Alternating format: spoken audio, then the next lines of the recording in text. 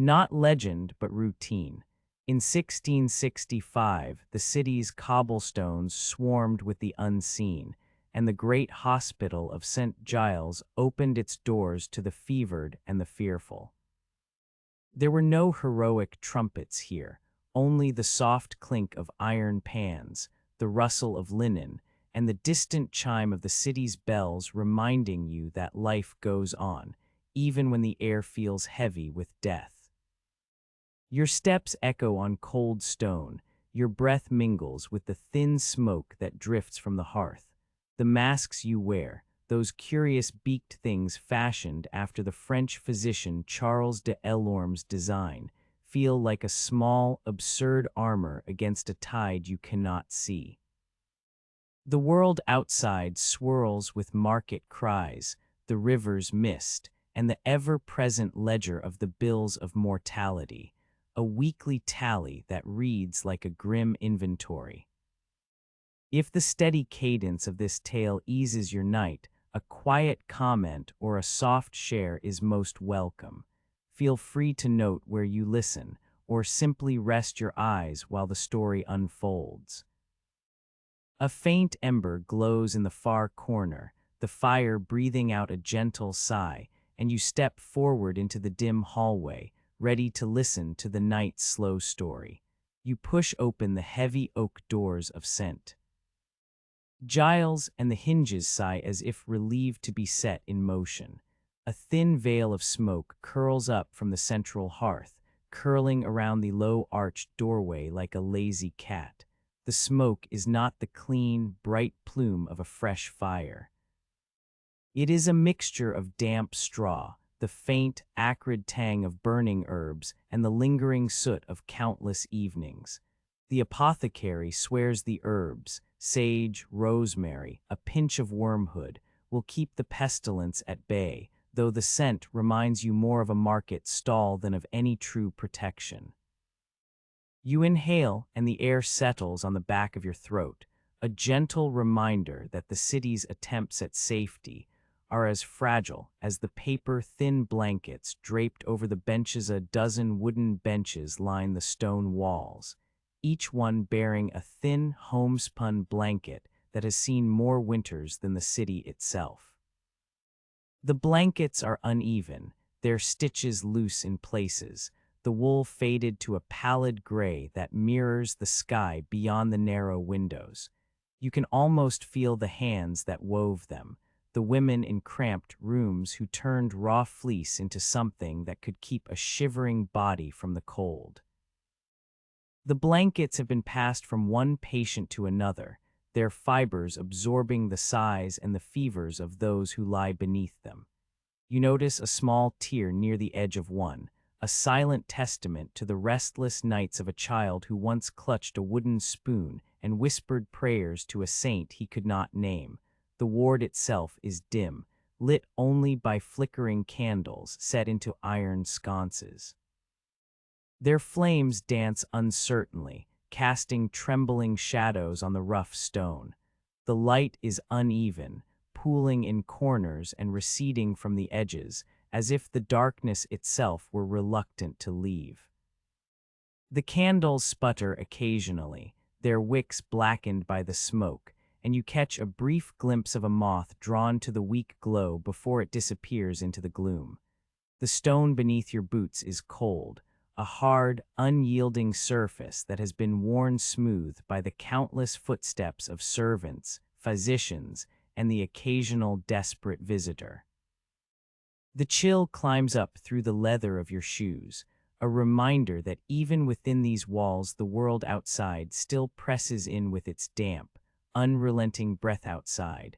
The Thames rolls sluggishly beneath a gray sky, its water reflecting the soot-gray rooftops of a London that now numbers about 400,000 souls.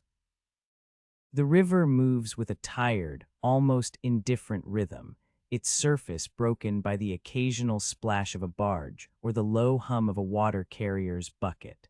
The city's sounds are muffled here, but you can still hear the distant coughs that rise like a low wind from the streets, the occasional clatter of a horse's hooves on cobblestones, and the faint toll of a church bell marking the hour.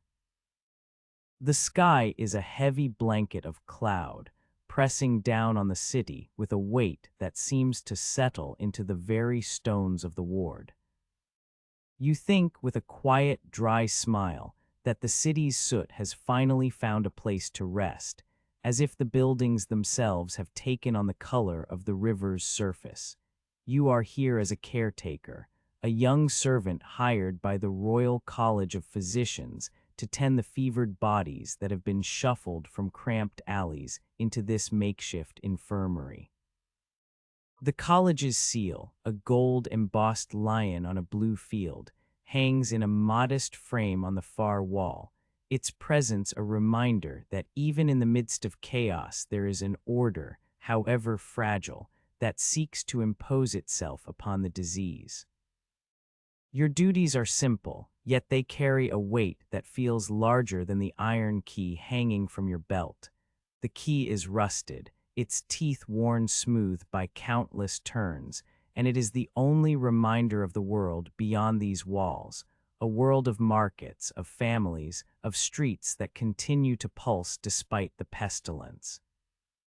You run your thumb over the key's surface, feeling the cool metal, and think of the doors it will open when your shift ends, perhaps leading to a quiet alley where a baker's wife will be waiting with a loaf of rye. As you step further into the ward, the muffled sobs of patients become a low undertone to your thoughts. The cries are not sharp, they are more like the sigh of a wind passing through a narrow passage, each one a small, personal lament that blends into a collective chorus. A woman in the far corner clutches a thin handkerchief, her eyes rimmed with red, while a boy on a bench nearby presses his forehead against the cold stone, his breath forming a faint mist that disappears as quickly as it appears. The sound of a distant bell, perhaps from St. Paul's, drifts in through the cracked window, its tone steady and unhurried, a metronome that seems to keep time with the patient's labored breathing. You settle into the rhythm of the night. The first task is to check the fire, to make sure the embers are still alive and that the herbs continue to smolder without choking the air. You lift the iron grate with a practiced hand, feeling the heat radiate up to your palm, a gentle, steady warmth that contrasts with the cold stone beneath your boots. The fire crackles softly, sending up a thin plume of ash that settles on the benches like a fine dust. You add a few more sprigs of rosemary, watching as the green leaves curl and release their scent, a fleeting perfume that seems to promise health even as the disease rages outside. Your breath steadies, and the world feels oddly still. The night outside is a thick, unbroken blanket, and within the ward the only movement is the slow, measured breathing of those you tend. You move from bed to bed, adjusting blankets, offering a cup of thin broth to a man whose hands shake with fever, and listening to the quiet murmur of prayers that rise and fall like the tide. The broth is simple: water, barley, a few peas, yet it carries the weight of the kitchen's labor, the cook's belief that a warm liquid can coax the body back to health. You watch as the man lifts the cup, his eyes briefly clearing before the fever pulls them back into a haze. The iron key at your belt catches the candlelight, its surface glinting for a moment before the flame flickers and the light is gone again. It is a small, ordinary object, yet in its simplicity it holds a promise of return, of a life beyond the stone walls, of a world where the smell of fresh bread and the sound of a market's chatter are not just distant memories. You tuck the key deeper into your belt, feeling its weight settle against your hip, a quiet anchor in the midst of the night's soft turbulence. You pause near the doorway, looking out at the Thames once more. The river's surface is a mirror, reflecting the dim glow of the city's lanterns and the occasional flash of a distant lightning strike that seems to herald a storm that never arrives. The water moves with a patient, inexorable flow, carrying with it the debris of the city, bits of wood, discarded cloth, the faint scent of fish and coal. It is a reminder that life continues, that the city's pulse does not cease because a pestilence has taken hold of some of its inhabitants. The night deepens, and the candles burn lower, their flames becoming smaller, more intimate. The shadows they cast grow longer, stretching across the stone floor like dark fingers that reach for the edges of the room. You find a moment of stillness, a breath that is not taken for duty but simply for being. The stone beneath your boots is still cold, but your breath is warm, and the rhythm of your heart matches the slow, steady beat of the fire's dying embers. In this quiet, you sense a paradox. The ward is a place of suffering, yet it also holds a strange, subdued peace. The patient's labored breaths become a chorus that soothes rather than disturbs, the flickering candles a gentle reminder that even the smallest light can hold back the darkness for a time. The iron key at your belt, the rusted metal that has opened many doors, now feels like a talisman, a small piece of continuity in a world where everything else seems to be in flux. You turn back toward the hearth, the smoke now a soft, lingering presence that seems to wrap the room in a gentle embrace. The fire crackles once more, a low, comforting sound that settles into the stone walls, echoing the steady rhythm of your own breathing. The night outside presses against the thin walls, but within, the ward holds a quiet, unhurried steadiness that steadies you as well as the last candle guttered out. Leaving only the faint glow of the dying fire, you feel the weight of the day lift, replaced by a gentle, lingering calm. The stone floor, the cold air, the soft murmur of prayers, all blend into a single, soothing breath that carries you toward a night of quiet rest. The world beyond the doors may be restless, but here, in the dim heart of scent, Giles, a stillness settles over you, as you rise before the first pale breath of dawn, the stone floor still cold beneath the soles of your boots. The night's hush has not yet surrendered to the city's murmur, and the faint glow of the hearth's embers casts a soft amber halo across the low ceiling. You reach for the iron key at your belt, its rusted surface catching a glint of the dying light, and turn it in the lock of the small wooden chest that holds today's necessities. Inside, a bundle of fresh canvas lies, folded with the care of a tailor who knows the value of a tight stitch, its edges still scented with the faint oil used to stiffen the material.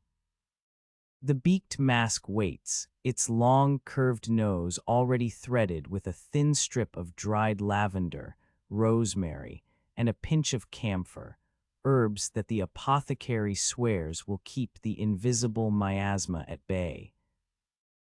Even if the scent reminds you of a perfumer's over-ambitious experiment, you lift the mask, feeling the weight of the canvas against your palm, the waxed surface cool and slightly stiff, as if it were a piece of hardened wax from a candle that has burned too long. The beak, a curious extension of the mask, protrudes like a bird's beak, an absurdity that would have drawn a chuckle from a child in a different time.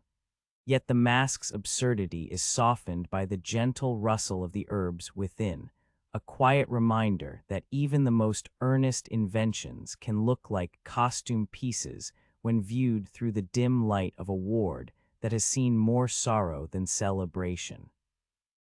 You slip the mask over your face, the canvas conforming to the shape of your cheeks, the waxed edges pressing lightly against the bridge of your nose. The leather straps, darkened by use, settle behind your head, the metal fittings clicking faintly as they settle into place.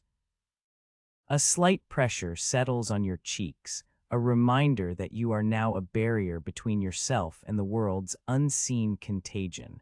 The mask's beak fills your field of vision with a narrow tunnel, the world reduced to a muted tableau of stone, wood, and the soft flicker of candlelight. You step back into the ward, the thin, homespun blankets that line each bench brushing against your shoulders, their wool fibers worn thin by countless winters. The blankets, each a patchwork of faded blues and grays, have seen more seasons than the city's soot-gray rooftops, and their familiar weight offers a small comfort against the chill that seeps from the stone walls. The air is thick with the scent of damp straw, the lingering smoke of the hearth, and the faint, acrid tang of the burning herbs that the apothecary swears will keep the pestilence at bay. The muffled sobs of patients rise and fall like a low tide, a background hum that settles into the rhythm of your breathing. You begin the morning's routine with the straw broom, its bristles frayed at the ends, the tips of the straw whispering against the cold stone as you sweep the narrow aisles. The broom's handle, once smooth oak, now bears the dents of many hands, each dent a silent record of a day's labor. The sweeping is methodical, each stroke a small act of order imposed upon the chaos of illness. The broom's soft rasp against the floor becomes a metronome, matching the steady beat of your heart, a quiet reminder that even in the midst of fever and death, there is still a cadence that can be followed.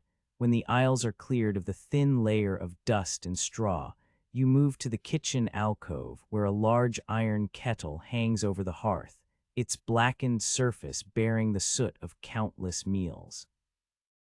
The kettle's lid clinks softly as you lift it, releasing a plume of steam that curls lazily upward, mingling with the lingering herbs in the air. Inside, a thin broth of barley and peas simmers, the grains softening in the warm water, the peas breaking apart into a pale, comforting mush. The cook, a stout woman with flour dusted on her apron, swears that this simple pottage will keep a weak stomach from crumbling, a claim that feels as solid as the wooden spoon she stirs with. You ladle the broth into shallow wooden bowls, each bowl carved from a single piece of oak, its grain still visible beneath the thin glaze that protects it from the heat. The broth scent is modest, a faint earthiness that speaks of fields beyond the city's walls, a reminder that even in a plague-ridden London, the land still produces its modest gifts. You carry the bowls on a low, wheeled tray, the wheels squeaking softly on the stone as you navigate the narrow aisles. The patients, wrapped in their thin blankets, sit on the benches, their faces pale, eyes dimmed by fever. You set each bowl before them with a gentle hand, the clink of wood against wood a small, reassuring sound. A small boy, his cheeks still flushed from a recent fever, looks up at you through the mask's beak. His eyes, bright despite the pallor of his skin, linger on the strange contraption that covers your face. He offers a shy smile, a gesture that feels like a tiny spark in the dimness, as if the mask were a costume in a play he has seen before. You return the smile, the corners of your lips lifting just enough to be felt behind the canvas, a silent acknowledgement of his courage. The broth is warm, the steam rising in thin ribbons that curl around the boy's face, the heat seeping into his chilled hands. He lifts the wooden spoon, his small fingers trembling, and brings a spoonful to his mouth. The taste is simple, the barley soft, the peas yielding, a modest nourishment that seems to settle his stomach. He swallows, his eyes briefly brightening, a fleeting moment of relief that passes like a breath of fresh air through the ward's stale atmosphere. You watch him, noting the way his shoulders relax, the way the mask's beak frames his view of the world in a narrow, almost intimate tunnel. The irony of the mask, an invention meant to protect, yet looking like a theatrical prop, does not escape you. but it sits quietly in the background, a dry smile you keep to yourself after the broth is served. You turn to the next task. The iron kettle, now empty, must be cleaned. You fill it with cold water from the basin, the water clinking against the iron as you stir with a wooden ladle. The water is cold, a sharp contrast to the warmth of the broth you have just served, and the chill of it seems to awaken the senses that have dulled under the weight of the ward's gloom. You scrub the interior with a rough brush, the bristles scraping against the iron, removing the remnants of barley and peas. The sound is a soft rasp, a reminder that even the simplest of chores carries its own rhythm. While the kettle dries, you attend to the patient's needs beyond food. A thin hand reaches out from beneath a blanket, fingers trembling, seeking a small wooden rosary that lies on a bedside table. You retrieve the rosary, its beads worn smooth by countless prayers, and hand it back, the gesture quiet and reverent. The patient's lips move in a low murmur, a prayer that rises like a faint incense, mingling with the smoke from the hearth. You listen, the cadence of the prayer a soft undercurrent to the ward's ambient sounds, a reminder that faith, like the herbs in your mask, offers a kind of protection against the unseen. The morning progresses with a steady, unhurried pace. You sweep the aisles again, this time with a softer hand, the straw broom's bristles now dusted with a thin layer of ash from the hearth. You refill the bowls with fresh broth, the steam rising anew, the scent of barley and peas once more filling the air. The patients, some still feverish, some beginning to regain color, accept the sustenance with quiet gratitude, their eyes meeting yours through the mask's narrow view.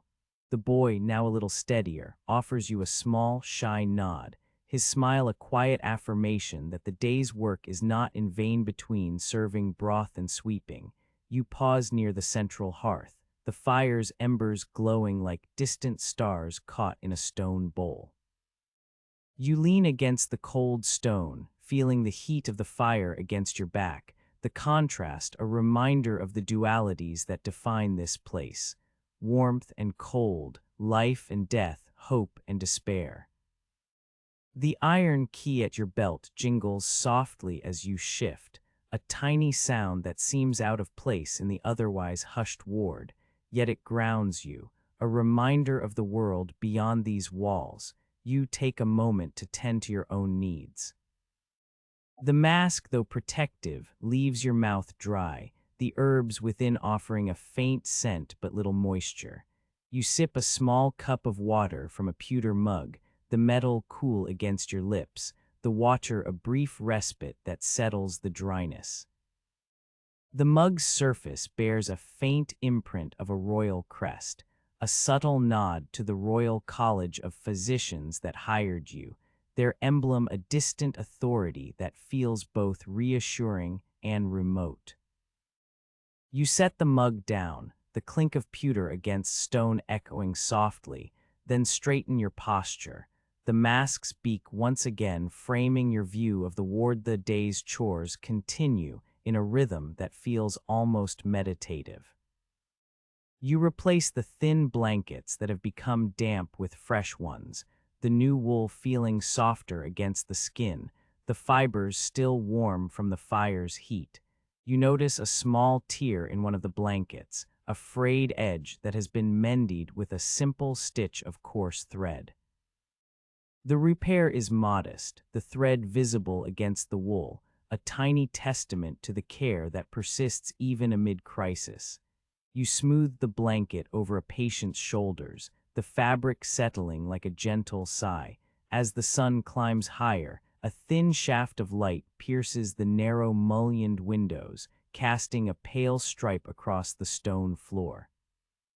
The light catches dust motes, making them dance like tiny fireflies suspended in the air.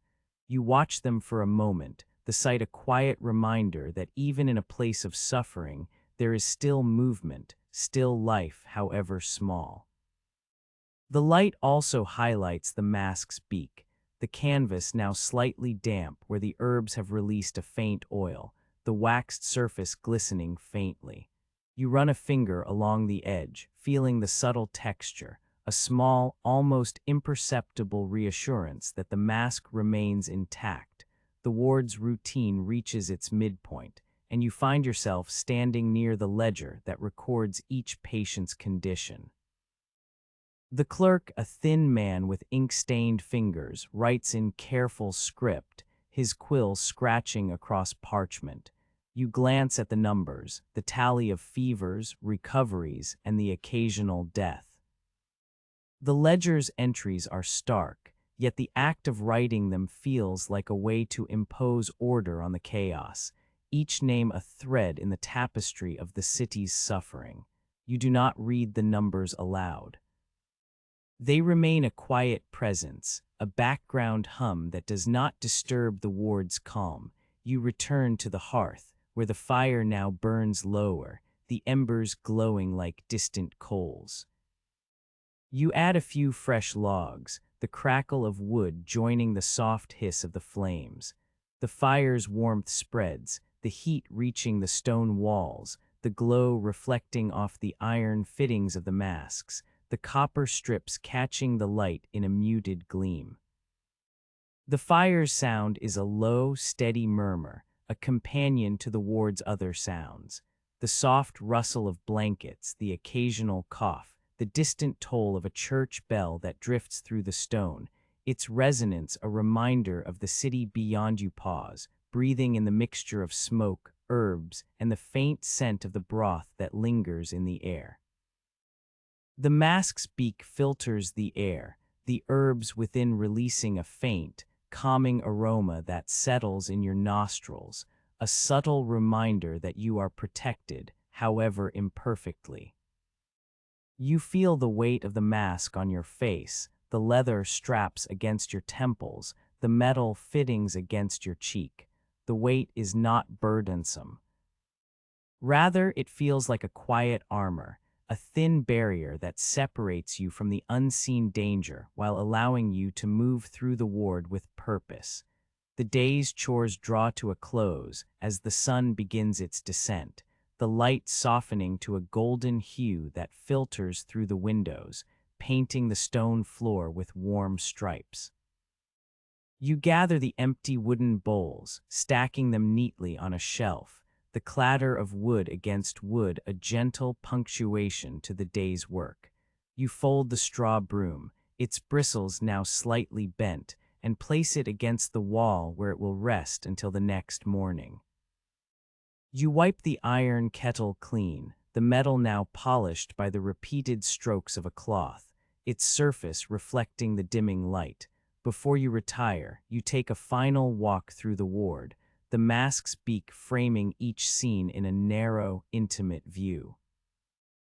You pause at each patient's bedside, offering a quiet word, a gentle touch on a hand, a brief moment of shared humanity that passes unnoticed by the larger world. The boy, now more settled, looks up at you with a small, hopeful smile, his eyes reflecting the flickering candlelight.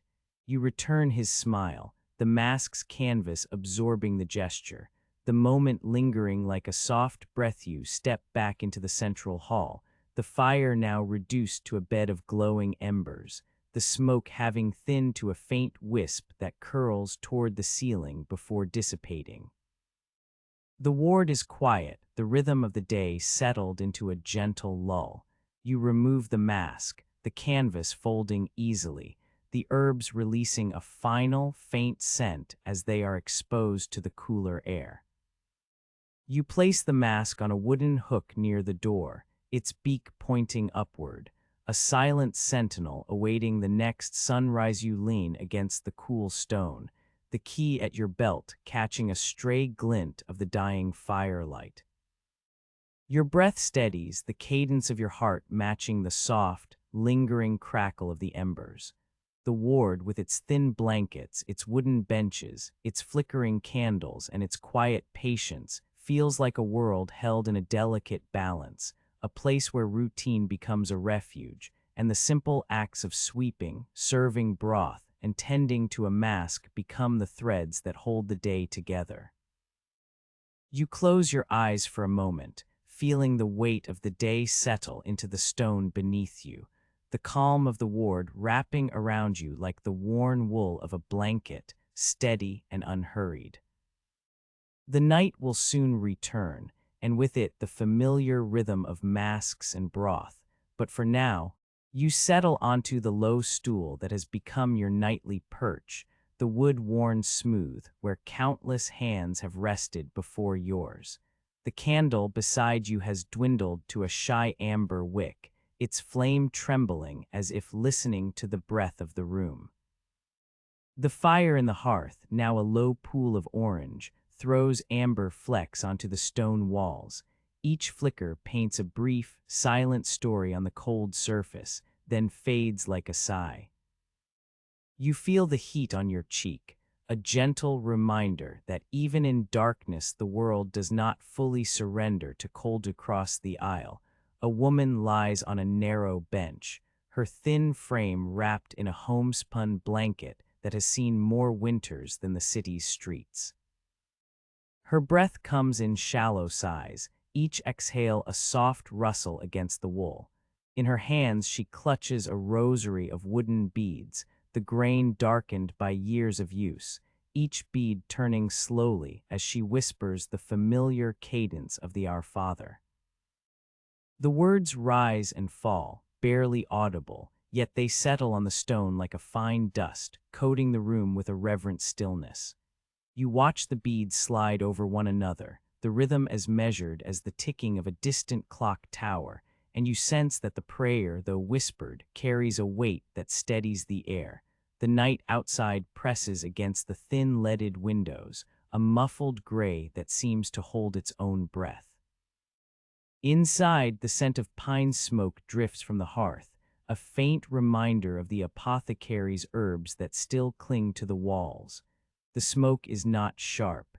It is softened by the slow rise of the fire, curling lazily toward the ceiling where it meets the darkness in a quiet embrace. It mingles with the faint, lingering aroma of boiled bread that lingers on the wooden tables, bread whose crust has hardened in the fire, its interior still warm enough to soften a weary tongue. You offer a small piece to the woman, the loaf breaking with a soft crack, the steam rising like a small, hopeful plume. She accepts it with a grateful nod, her eyes briefly brightening, the faintest smile touching the corners of her mouth before the fatigue settles back in near the far wall. A young surgeon, still in the black gown that marks his trade, leans over a ledger. The book is open to the weekly bills of mortality, the inked figures arranged in neat columns, each parish listed with a stark efficiency that feels almost clinical. You can see the numbers rise and fall like the tide, the most recent entry reading 150 deaths. The figure hangs in the air, a quiet tide that pulls at the mind. It is a number that feels both distant and intimate. Each name behind it once walked the bustling lanes of Covent Garden, the market stalls, the narrow alleys where the city's pulse beats fastest. You think of the faces you have seen, children with fevered cheeks, laborers with soot on their hands, women who clutch their children close, now reduced to ink on parchment. The surgeon's quill pauses, his brow furrowing as he traces a line, perhaps noting a pattern, perhaps simply acknowledging the weight of the tally. The room's rhythm is a slow, breathing thing. The iron kettle on the hearth sighs as it releases a thin plume of steam, the sound a soft clang that punctuates the otherwise hushed atmosphere. The candle's flame flickers in time with the occasional cough that rises from the benches, each cough a brief, sharp note that quickly dissolves into the night's quiet. You listen to the low, trembling cadence of the patient's prayers, the rustle of the blankets, the faint creak of the stone floor as a caretaker shifts weight. All these sounds blend into a muted symphony, one that does not demand attention, but rather invites you to settle within its gentle currents. You notice a small detail that would have escaped a hurried glance. A thin strip of copper, half hidden beneath a bench, its surface dulled by years of soot. It catches the candlelight for a moment, a brief glint that reminds you of the countless small objects that survive the passage of time, unnoticed yet steadfast. The copper, like the ledger, is a record of the ward's ongoing story, a silent witness to the ebb and flow of life within these walls. The night deepens, and the fire's glow becomes softer, as if the flames themselves are preparing for rest. You take a moment to inhale the pine smoke, letting its faint, resinous scent fill your lungs. It is a scent that carries a memory of the apothecary's garden, of rosemary sprigs that have been trimmed and replanted, of the belief that the herb can ward off the unseen miasma that clings to the city's damp air. The smell is comforting in its familiarity, a small anchor in a sea of uncertainty. Your thoughts drift, unhurried, to the simple act of offering bread. The loaf, though hardened, still holds warmth within, a reminder that even in the midst of pestilence, the city's bakers continue their work, their ovens glowing in the early mornings, the dough rising despite the gloom that hangs over the streets. The continuity of that routine, flour, water, fire, seems almost absurd when measured against the scale of the disease, yet it is precisely this absurdity that offers a quiet irony. Life persists in the smallest of gestures, even as death tallies climb. You glance again at the woman with the rosary. Her fingers move slower now, each bead turning with a deliberate patience that seems to echo the slow passage of time itself. The prayer she murmurs is no longer a plea for immediate relief, but a quiet acceptance, a surrender to something larger than the fever that rattles her chest. You feel a subtle shift within you, a softening of the edge that has been honed by the day's duties. The ward, with its dim candles and flickering shadows, becomes a sanctuary not only for the sick, but also for the weary caretaker who moves among them. The surgeon lifts his head from the ledger, his eyes meeting yours for a brief instant. There is no word spoken, only a shared acknowledgement of the night's stillness.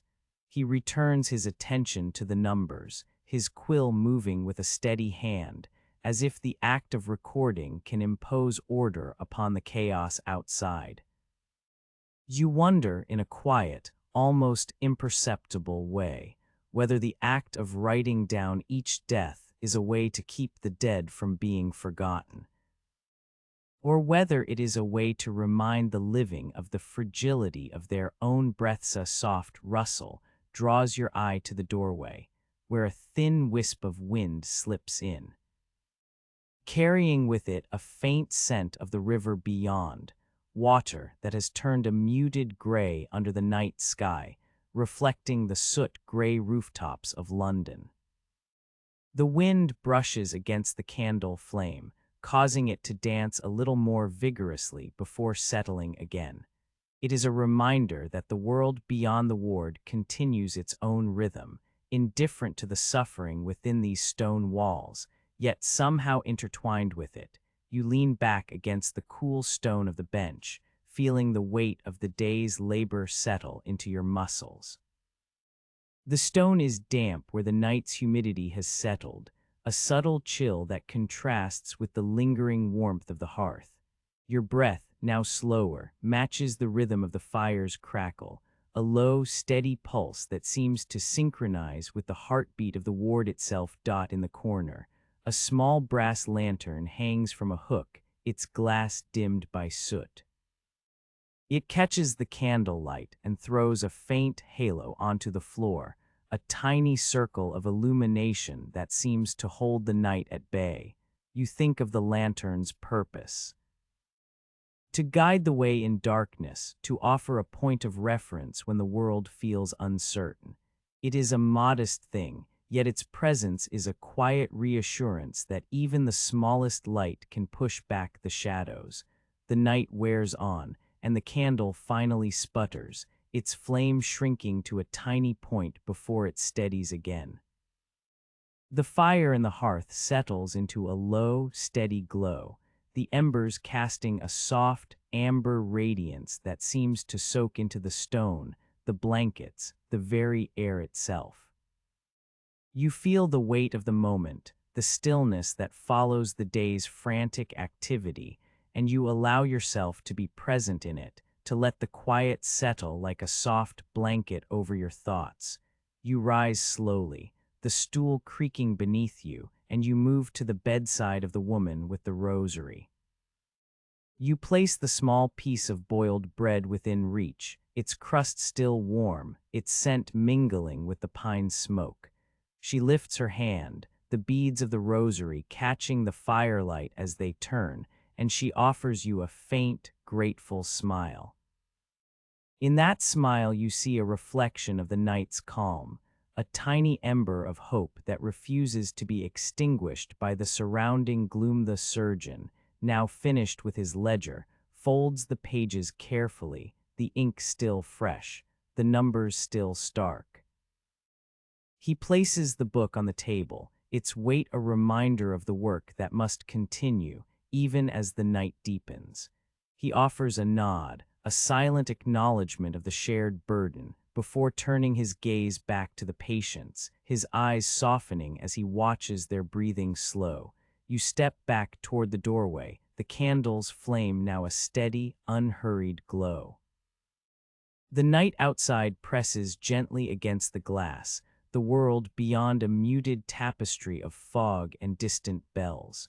You pause, feeling the cool night air brush your cheek, the faint scent of river water and distant fire mingling with the lingering pine. In this pause you sense a quiet continuity. The night will pass, the fire will dim, the candles will be relit, and the ward will again fill with the soft murmurs of prayer and the rustle of blankets. You turn once more to look at the woman, her rosary still moving in a slow, deliberate rhythm. The prayer she whispers is now a soft hum, a lullaby for the night, and you feel its cadence settle into your own breath. The stone walls, the flickering shadows, the gentle crackle of the hearth, all converge into a single, soothing breath that seems to echo the heartbeat of the city itself. As the candle burns low, you allow the night to wrap around you like a familiar cloak, the soft darkness a companion rather than an adversary. The ward, with its dim light and quiet prayers, becomes a place where the weight of the world is held gently, where each breath is a reminder of endurance, and where the simple act of offering bread, of turning a bead. The first light of the day slips through the narrow mullioned windows of St. Giles, thin as a sigh, and the stone walls that have held the night's low murmurs begin to warm in a slow, patient way. You stand near the far wall, where the heavy oak doors have been left ajar just enough for a draught to wander in, and you feel the chill of the early morning settle against the back of your neck. The hearth, still smoldering from the night's fire, releases a faint plume of ash that rises lazily toward the ceiling, disappearing into the shadows as if it, too, were reluctant to leave the comfort of the room. A clerk arrives, his boots soft on the packed earth of the courtyard, a satchel slung across his shoulder that clinks with the weight of fresh paper.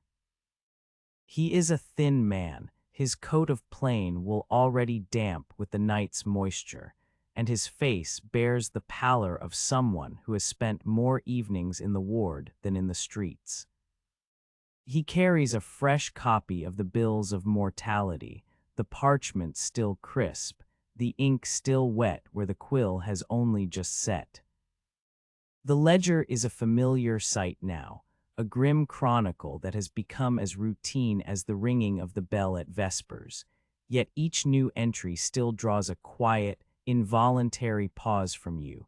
You watch his hand as it lifts the quill, a feather-tipped instrument that has been trimmed and hardened for the purpose of writing clearly on the slightly rough surface of the paper. The ink, a deep, iron-rich black, flows in a steady line, each stroke deliberate, each name recorded with a stark efficiency that feels almost mechanical. The clerk's eyes flick from the ledger to the candle flame that sputters on the nearby table, then back again, as if the light were a metronome guiding his hand. You note the way the candle casts a soft halo on his face, highlighting the thin lines that have formed around his mouth, the small creases that speak of worry without ever being voiced. The ledger lists each parish in turn, the numbers of the dead rising beside them like a tide that refuses to recede. St. James's shows a rise of 20, a modest increase that nonetheless adds weight to the growing ledger of loss. Whitekapelle, farther east, whispers of a similar climb, its numbers a mirror of the city's collective grief. You can almost hear the distant clatter of horse-drawn carts outside, the muffled shouts of market sellers, the low hum of a city trying to keep its rhythm despite the invisible scourge that stalks its streets. The clerk pauses, his quill hovering over the page, and you sense a momentary hesitation, perhaps a flicker of empathy that is quickly smothered by the duty of his task. When the clerk finishes, he folds the paper with a practiced crease, the edges aligning perfectly, as if the act of folding could somehow contain the weight of the lives recorded within. You take the ledger from his hands, feeling the slight resistance of the parchment against your fingertips, the faint scent of ink mingling with the lingering aroma of the hearth smoke. The paper is cool, a reminder that the night's chill has not yet fully surrendered to the day's light.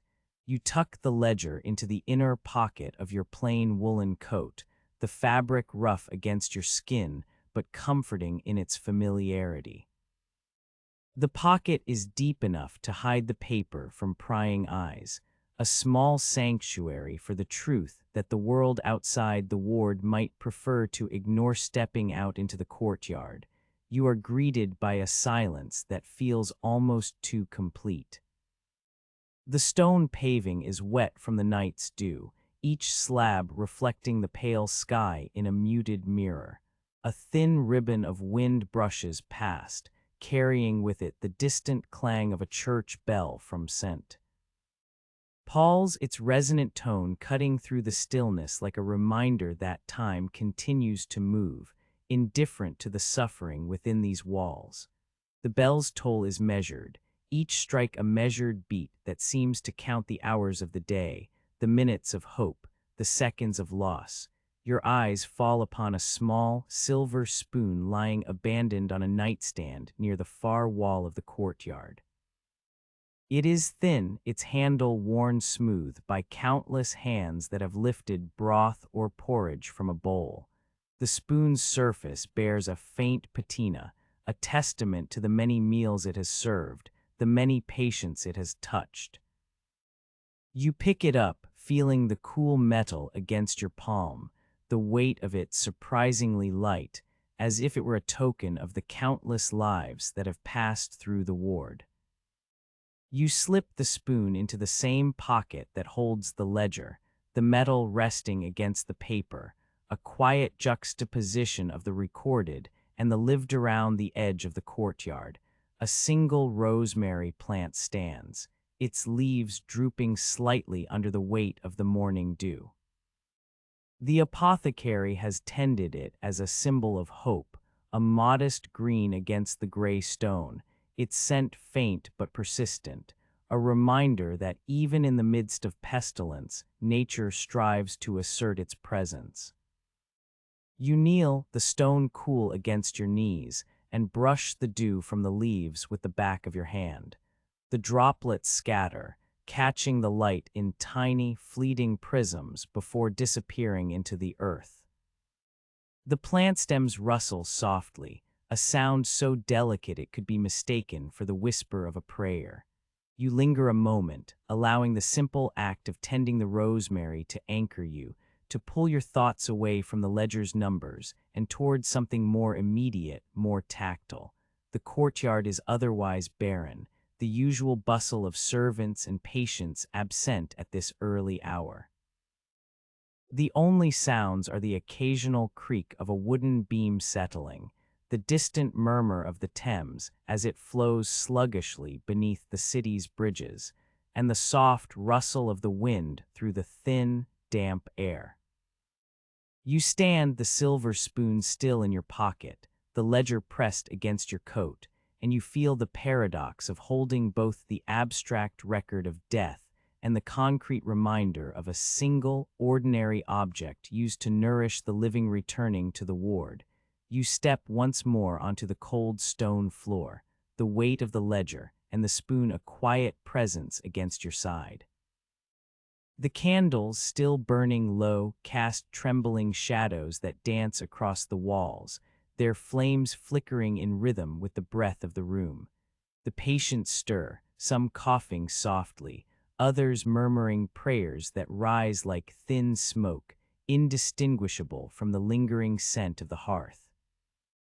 You place the ledger on the wooden table near the central hearth, its pages open to the latest entries, the ink still dark, the numbers stark. The silver spoon finds its place beside it, a modest counterpoint to the grim tally. You pause for a moment, allowing the quiet of the ward to settle around you. The rhythm of the day begins to unfold in measured steps, the clatter of the iron kettle as it is set to boil, the soft scrape of a wooden spoon against a bowl, the low murmur of a nurse adjusting a blanket. Each sound is a small, predictable tide that pulls you back from the edge of the ledger's cold arithmetic.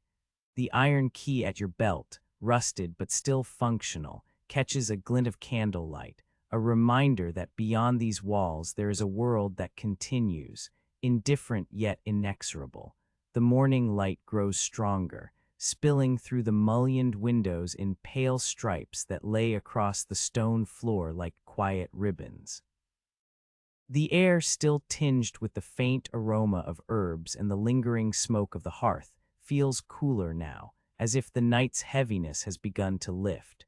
You inhale slowly, the breath filling your lungs with the muted scent of rosemary, the faint tang of iron from the ink, and the distant, comforting hum of the city beyond the walls. In this moment, the ledger's numbers are no longer just abstract figures. They are intertwined with the silver spoon you carry, the rosemary you tended, the candle's flame that steadies the room, and the soft, steady beat of your own heart. The weight of the day settles upon you like a gentle tide, each element finding its place in the quiet balance of the ward.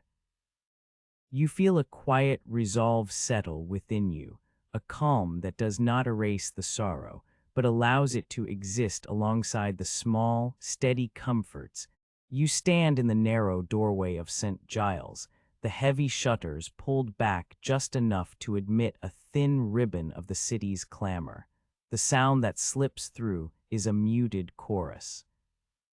The uneven clatter of horse-drawn carts on cobblestones, the occasional bark of a vendor hawking ale that has long since turned sour, and the ever-present splash of water as a carrier draws from the Thames and pours into a wooden bucket. The noise is distant, as if filtered through a veil of fog, yet it carries the weight of a world that has not paused for the pestilence. A faint, metallic tang of river water mingles with the lingering smoke that still clings to the stone walls of the ward, a reminder that the city's arteries continue to pulse even as its veins are clogged with fever. You inhale the cool air that has entered with the shutters, feeling the contrast against the lingering warmth of the hearth that has been stoked all night. The hearth's embers glow faintly through the doorway, their orange light flickering against the soot-gray stone, casting a soft halo that seems to hold the darkness at bay. The scent of burning oak mingles with the faint, sweet perfume of rosemary that the apothecary has placed in a small earthenware pot near the entrance. The herb scent is a quiet promise of resilience, a tiny green stubbornness that refuses to wilt despite the dampness that pervades the city. A servant from the neighboring parish steps through the opening, his coat damp from the river's mist. He carries a loaf of rye bread, its crust still warm from the oven, the steam rising in thin wisps that curl around his shoulders. The loaf is heavy, the grainy interior dense and earthy, the kind of bread that has fed Londoners since the Tudor era, when bakers first learned to coax flavor from the stubborn rye. You take the loaf from his hands, feeling the roughness of the burlap sack that once cradled it, and notice a small, dark spot where a drop of water has seeped in, a tiny blemish that will soon become a crusty knot. The servant offers a brief, weary smile, his eyes reflecting the same fatigue that you have seen mirrored in the faces of the patients you tend. You break a slice with a short, blunt knife, the sound of the blade meeting the crust a soft, satisfying crack. The bread yields, the interior revealing a pale, slightly moist crumb that smells faintly of the earth from which the rye was harvested. You hand the slice to a boy whose fever has finally eased enough for his eyes to open. He sits on a low bench, his thin frame wrapped in a homespun blanket that has seen more winters than the city's stone walls. The boy's cheeks, once flushed with the heat of illness, now bear a pale pallor, but there is a spark of curiosity in his gaze as he looks at the slice of bread. He takes it with trembling hands, brings it to his mouth, and chews slowly, the grainy texture grinding against his teeth. A faint smile spreads across his face, a quiet acknowledgement that even in the midst of death, life can be measured in simple, sustaining bites, the sound of the loaf being broken and the boy's soft sigh drift through the ward, joining the low murmur of prayers that rise from the patients' throats. The prayers are a low, trembling cadence, each syllable a fragile thread that weaves through the stale air. You listen to the rhythm, noting how the words rise and fall like the tide of the Thames outside, sometimes steady, sometimes faltering. The prayers are not grand or eloquent. They are the simple, earnest pleas of people who have seen their streets emptied of neighbors, whose families have been reduced to a handful of survivors. Their voices blend with the distant toll of St. Paul's cathedral bells, whose sonorous tones echo across the rooftops, a reminder that the city's great stone edifice remains unshaken even as the pestilence gnaws at its people. You turn your attention to the courtyard beyond the doorway, where a thin plume of smoke rises from a distant fire.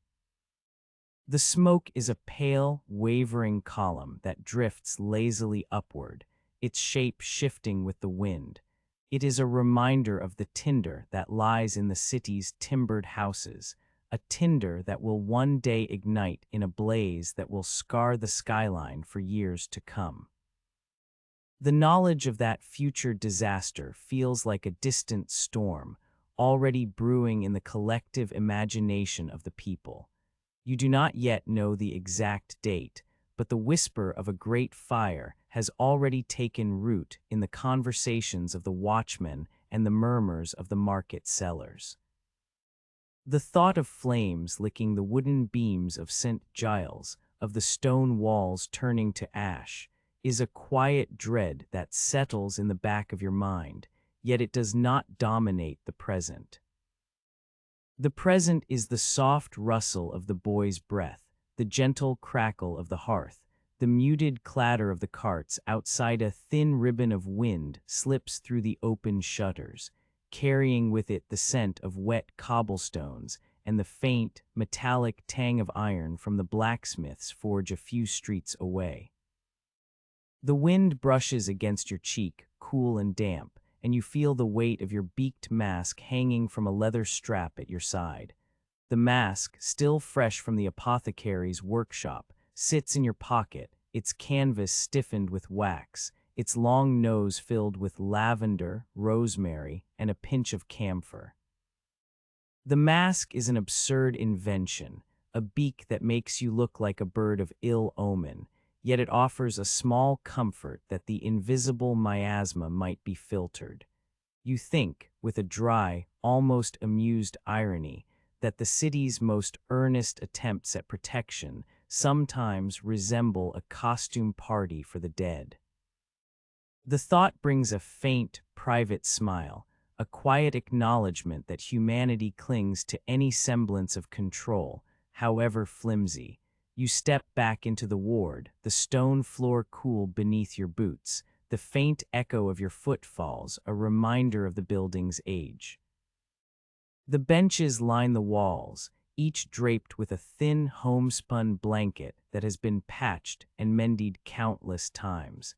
The blankets are a tapestry of the city's poverty and perseverance, their threads woven from the same wool that once warmed the hands of shipwrights on the Thames.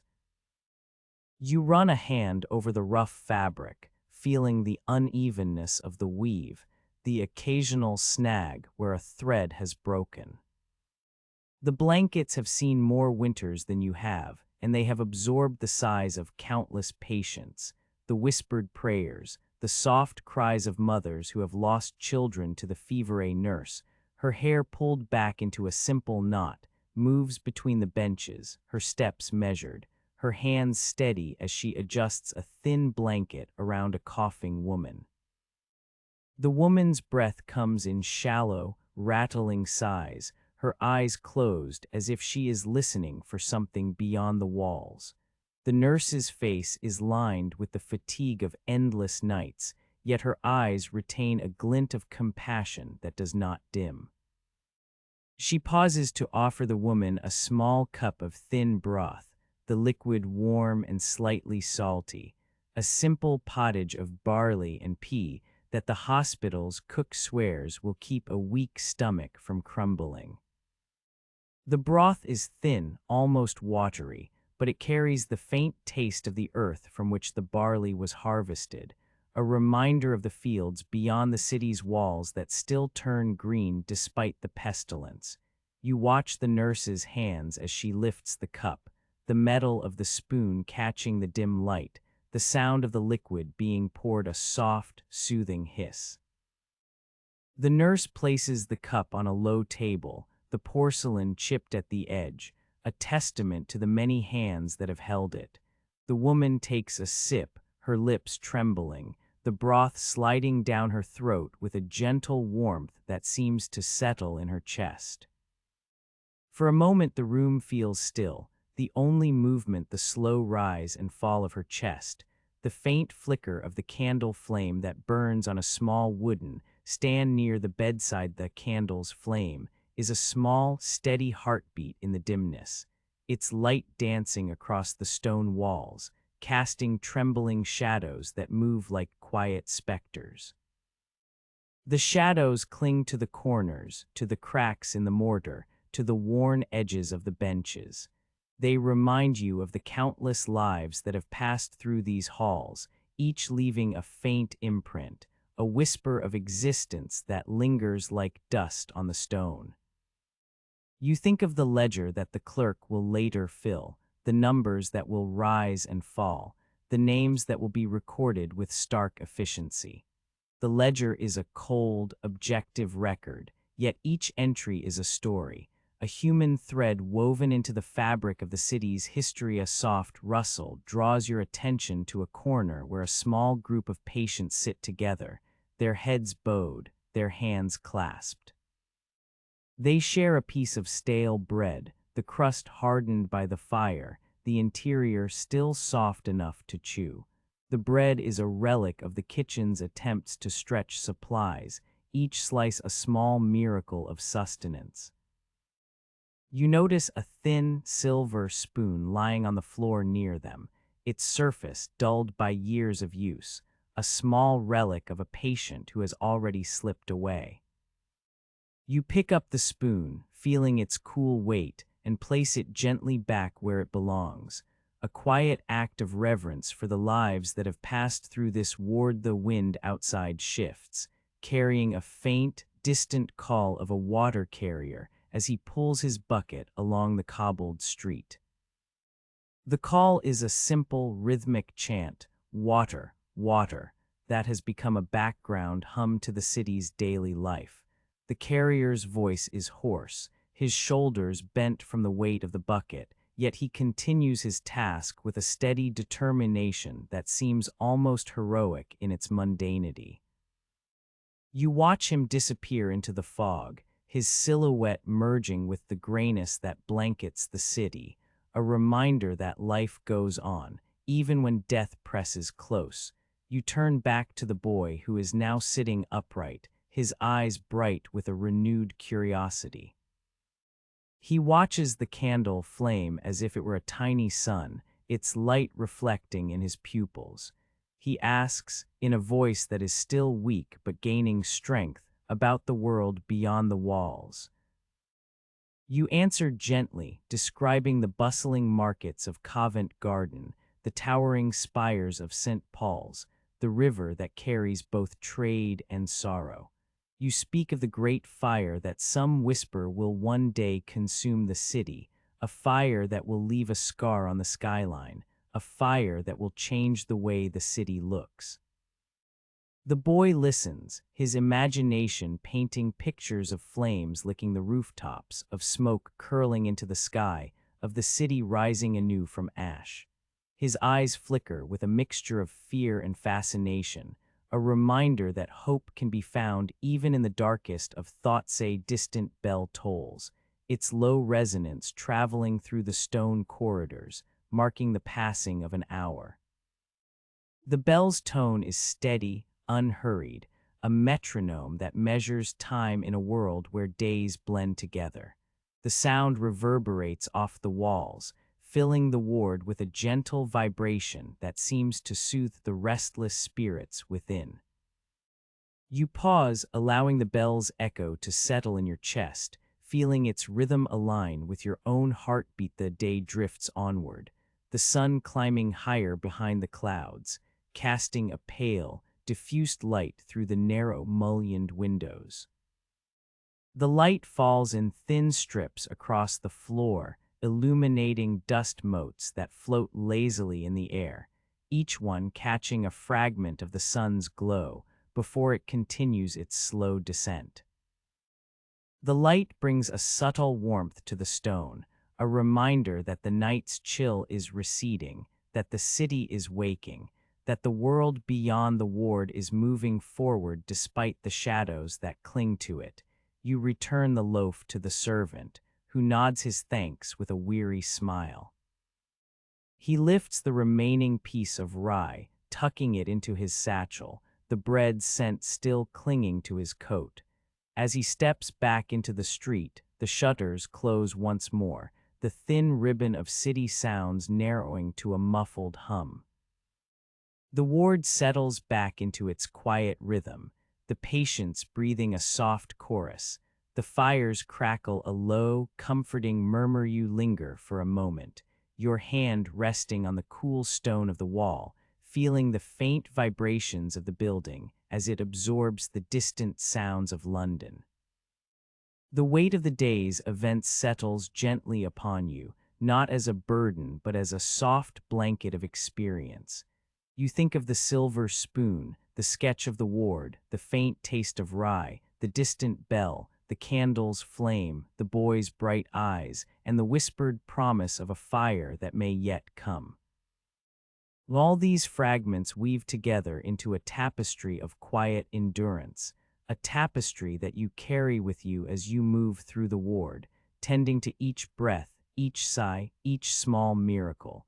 The shutters finally close, sealing the ward from the world's clamor, and the soft, steady hush that follows feels like a benediction. You breathe in the lingering scent of rosemary and smoke, exhale slowly, and allow the calm to settle deep within. You lift the pewter cup from the low iron table, its surface dulled by countless washes of broth and the occasional spill of ash. The metal is cool to the touch, a thin chill that travels up your fingers and settles against the skin of your palm, reminding you that even the simplest vessels have endured the night's wear. A thin wisp of steam curls upward, catching the amber glow of the hearth and turning it into a fleeting veil of ghost white. The scent that rises is a mingled perfume of poppy and burnt wood, a quiet perfume that seems to whisper of sleep rather than of sickness. It is a scent the apothecary swears will coax the lingering ache from the bodies that have survived the fever's worst, and you find yourself believing, if only because the air feels softer when it carries that faint, earthy perfume. You set the cup before a frail man lying on a narrow wooden cot, his thin frame barely covering the straw mattress. His hands tremble like the leaves of the rosemary plant you once brushed against in the courtyard, and his eyes flicker open with a slow, deliberate motion, as if each blink were a small negotiation with the darkness that still clings to his mind. You pour the tea, the dark liquid filling the shallow pewter bowl in a slow, measured stream, the sound of it a soft, steady hiss against the metal. The man watches the flow, his gaze lingering on the surface as if the dark water might reveal something hidden beneath. When the cup is full, you place it gently on the cot's edge, the pewter resting against the rough wood with a faint, resonant thud that seems to echo the heartbeat you feel pulsing in your own chest. He lifts the cup with a careful hand, the tremor still present but less pronounced now, as if the weight of the metal steadies his own. The first sip is tentative, the liquid warm against his tongue, a subtle bitterness that spreads through his throat and settles in his chest. You notice the way his shoulders relax a fraction, the lines of tension on his face smoothing like the surface of a pond after a stone has been removed. The poppy's gentle lull begins its work, not with a dramatic swoop, but with the soft, inevitable sinking of a stone into water. It is a quiet surrender, a letting go that does not feel like defeat, but rather like an invitation to rest after a long march. You turn your attention to your own cup, the one you have kept for yourself since the morning's broth was served. The pewter is warm now, the heat having traveled through the metal and into your palm, a small, steady source of comfort. You bring it to your lips, the tea's bitter edge meeting the soft palate, the poppy's faint floral note threading through the taste. It is not a drink that promises vigor, it promises calm.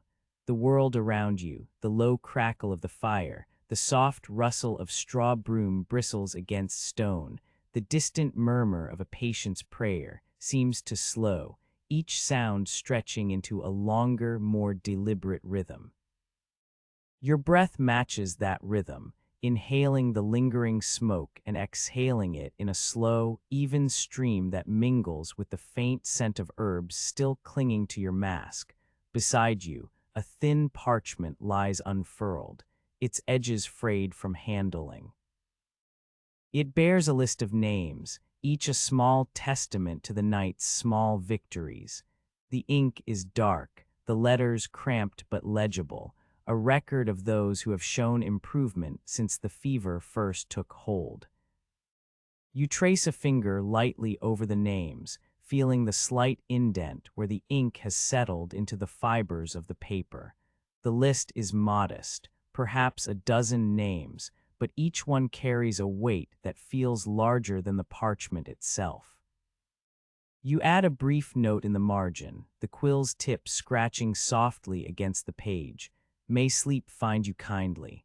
The words are simple, almost perfunctory, yet they settle into the paper like a promise whispered in the dark. The fire's flames flicker, casting a warm amber halo that seems to cradle the room in a gentle embrace. The light dances across the stone walls, painting them with moving patches of gold and shadow, as if the walls themselves were breathing. You watch the shadows lengthen and recede, each movement a reminder that time here is measured not by the ticking of a clock, but by the slow, inexorable flow of light. The shadows do not frighten you, they merely mark the passage of moments, each one slipping quietly into the next, like pages turning in a book you have read many times. A soft sigh escapes the frail man's lips as the tea settles his nerves. He looks up at you, eyes clearer than they have been in days, and offers a faint, grateful smile. It is a smile that does not need words, a small curve that acknowledges the comfort you have brought, however modest. In that moment, the room feels less like a place of suffering and more like a sanctuary where the smallest acts of care ripple outward, touching the lives of those who sit within its stone embrace. You notice a small, cracked cup on a nearby shelf, its porcelain chipped at the rim. It is a reminder that even the most delicate things can survive the harshness of this ward, that imperfections do not preclude usefulness. You set your own cup down beside it. The pewters wait a quiet counterpoint to the fragile porcelain. The juxtaposition feels fitting, a subtle irony that the sturdy metal you hold and the fragile cup both serve the same purpose, to hold a remedy that eases the body and soothes the spirit. The night deepens, and the fire begins to settle into a slower, steadier burn. The crackle becomes less frequent, the sparks rising lazily before disappearing into the dark. You feel the fatigue of the day melt away, replaced by a gentle drowsiness that the poppy tea has coaxed from within. It is not a heavy sleep, but a soft, lingering calm that rests at the edge of consciousness, like a tide that has not yet fully withdrawn. You allow yourself a moment to simply be, to feel the stone beneath your boots, the coolness of the night air that seeps through the cracks in the walls, and the faint, lingering scent of rosemary that drifts from the apothecary's garden outside. A distant bell tolls faintly, its tone low and resonant, echoing through the narrow streets of the city beyond the ward's walls. The sound is a reminder that life continues outside, that the city's pulse beats on despite the pestilence that has settled over it like a heavy fog. Yet within these walls, the pulse is slower, more measured, each beat a deliberate affirmation of endurance. You listen to the bell, its reverberations mingling with the soft hum of the fire, creating a lullaby of stone and metal, of breath and quiet. Your thoughts drift to the ledger you have seen earlier, the numbers that rise and fall like the tide. The figures are stark, but tonight they feel less oppressive, softened by the small successes you have witnessed. The poppy tea, the simple act of offering a warm cup, the quiet note in the margin, all these gestures seem to stitch together a fragile tapestry of hope. It is not grand, nor is it heroic, but it is real, and it is enough to keep the night from swallowing the ward entirely. You rise slowly, the weight of the pewter cup now empty, its surface cool once more. You place it back on the iron table, aligning it with the other cups as if arranging a quiet choir of vessels ready for the next round. The fire's glow reflects off the metal, a brief flash of light that mirrors the fleeting moments of relief you have provided. You straighten your back, feeling the stone floor beneath your feet, solid and unchanging, a foundation that has held countless feet before yours outside.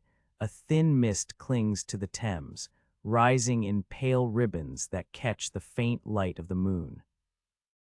The water moves slowly, its surface broken only by the occasional ripple of a passing barge. The city's sounds are muffled, as if the fog itself is a blanket that softens the clamor of carts and voices. Within the ward, the silence is not empty. It is filled with the soft breathing of patients, the occasional creak of a wooden bench, and the steady, comforting rhythm of your own heart. You pause for a moment, allowing the calm to settle fully around you, feeling the quiet resolve that has taken root in the depths of the night. The poppy tea has done its work, not by erasing the pain entirely, but by easing it enough to let the body and mind find a place of rest. The night will continue, the ward will keep its vigil, and you will remain a steady presence among the stone and the smoke, offering small comforts that ripple outward like gentle waves. As the fire finally sighs into a bed of warm embers, you lower your gaze to the parchment, the note you have written still fresh, its ink dark against the paper. The words "may sleep find you kindly" sit there, a quiet promise that lingers in the air, as soft and steady as the breath you draw in this dim, soot-kissed room. The night, with all its shadows and soft murmurs, holds you in a gentle embrace, and you feel a quiet peace settle within, as steady. You sit on the low, worn stool that has become as familiar to you as the stone floor beneath it, the wood creaking softly each time you shift your weight. The evening has already drawn its dark veil across the ward, and the single candle that remains alight flickers with a hesitant flame, its light trembling against the cold stone like a heartbeat that refuses to stop. The air is thick with the lingering scent of the day's work, smoke from the hearth, the faint, bitter tang of poppy tea, and the ever-present undercurrent of herbs that cling to the fabric of your mask even after you have removed it. A thin veil of mist curls lazily from the fire, curling around the edges of the benches and the blankets that drape them, each blanket a patchwork of homespun wool that has known more winters than the city's stone walls. Across the narrow aisle, a young apprentice, his hands still stained with the charcoal dust of his recent lessons, approaches you with a small, folded piece of parchment clutched between his fingers. He moves with a quiet reverence, as if the very act of presenting his work is a ritual, a small offering to the quiet sanctity that has settled over the ward tonight. When he reaches you, his eyes flicker with a mixture of nervous anticipation and a faint, almost shy pride. He places the parchment gently on the stool beside you, the paper whispering against the wood as if apologizing for its intrusion into the solemn stillness. The sketch itself is modest, drawn with a charcoal stick that has left its own faint, smoky trail across the page. The lines are tentative, not yet confident, but they capture the essence of the ward with a surprising clarity. The beaked masks, those absurd yet earnest inventions that have become a part of your daily attire, are rendered with a slight exaggeration, a long, curved nose that seems to poke out of the paper, as if to remind the viewer of the absurdity of trying to filter an invisible miasma with a piece of canvas and herbs. The low wooden benches, each draped with their thin, homespun blankets, appear as simple rectangles of shadow and light, their edges softened by the candle's glow. In the background, a lone candle burns, its flame rendered as a small, bright spot that seems to pulse in rhythm with the quiet breathing of the ward's occupants. You study the drawing in the dim light, allowing your eyes to wander over each line, each smudge, each deliberate omission. The apprentice's hand has captured not only the physical layout of the space, but also the atmosphere that hangs over it, a mixture of fatigue, hope, and a kind of resigned acceptance that has settled into the very stones of St. Giles. You notice how the charcoal has been pressed harder in some places, creating deeper shadows that suggest the weight of the night, while in other areas the strokes are light, almost tentative, as if the artist is unsure how to render the fleeting moments of calm that punctuate the endless cycle of Kara. Quiet smile lifts the corner of your mouth, a small, private acknowledgement of the apprentice's effort. It is a smile that does not break the calm. It is more a gentle acknowledgement, a soft nod to the fact that even in the midst of pestilence, the human impulse to create, to record, to make sense of the world persists.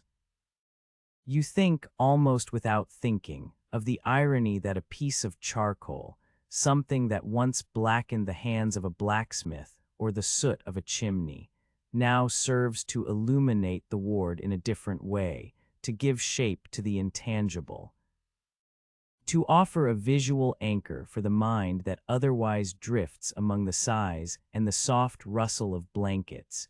You reach out, your fingers brushing the edge of the parchment, feeling the slight roughness where the charcoal has been pressed into the fibers.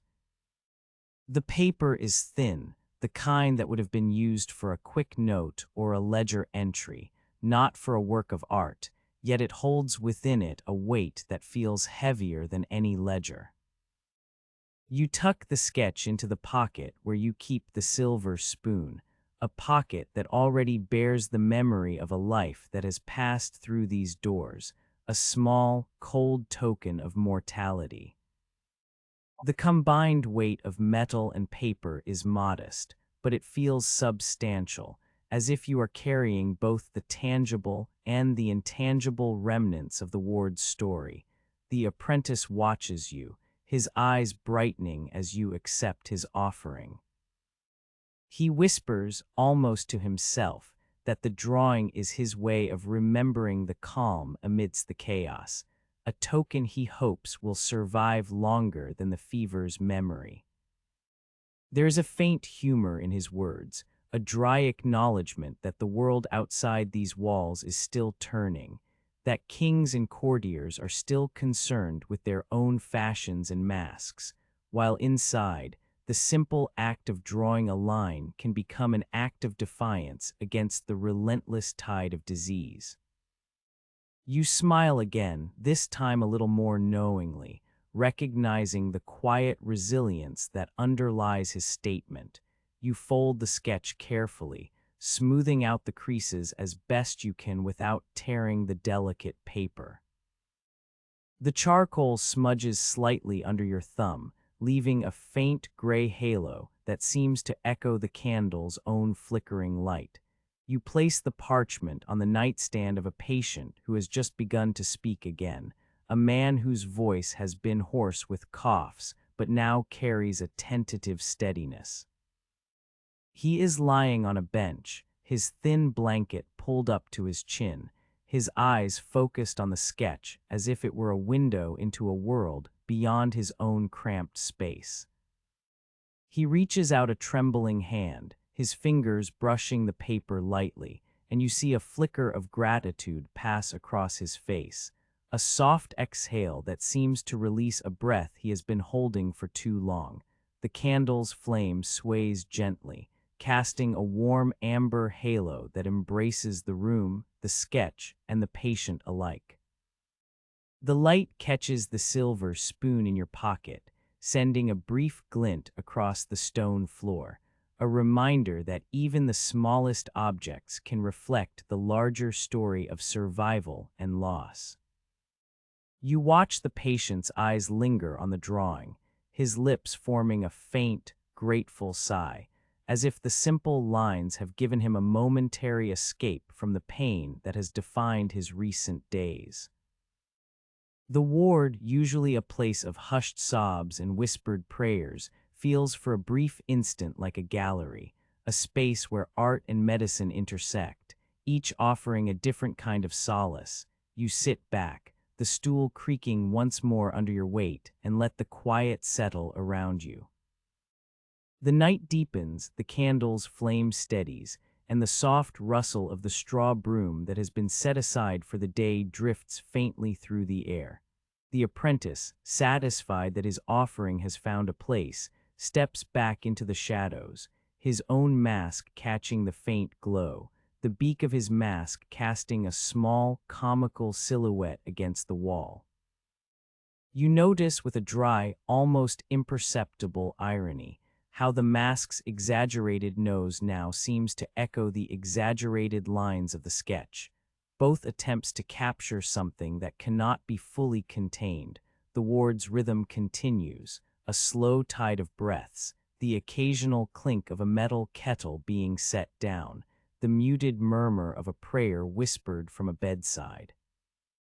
The sketch, now resting on the nightstand, becomes a quiet sentinel, a reminder that even in the darkest of times, the human hand can still produce something gentle, something that does not demand a cure but offers a moment of pause. You think of the silver spoon you have pocketed, its cool metal a contrast to the warm paper, and you feel a strange sense of balance, a harmony between the hard and the soft, the clinical and the creative, as the candle burns lower. Its flame casting longer shadows that stretch across the stone, you allow your thoughts to drift, not to the numbers in the ledger or the distant clamor of the city, but to the simple act of drawing a line on a piece of paper. It is a modest gesture, yet it carries within it the weight of countless evenings spent caring, of countless breaths held in anticipation of recovery, of the quiet dignity that persists even when the world outside seems to be unraveling. You feel a gentle gratitude for the apprentice's willingness to share his small piece of art, for the patient's quiet appreciation, and for the way the ward, in its stillness, can hold space for both suffering and subtle beauty. The candle sputters once, then steadies, its flame now a soft, steady glow that seems to breathe with the room.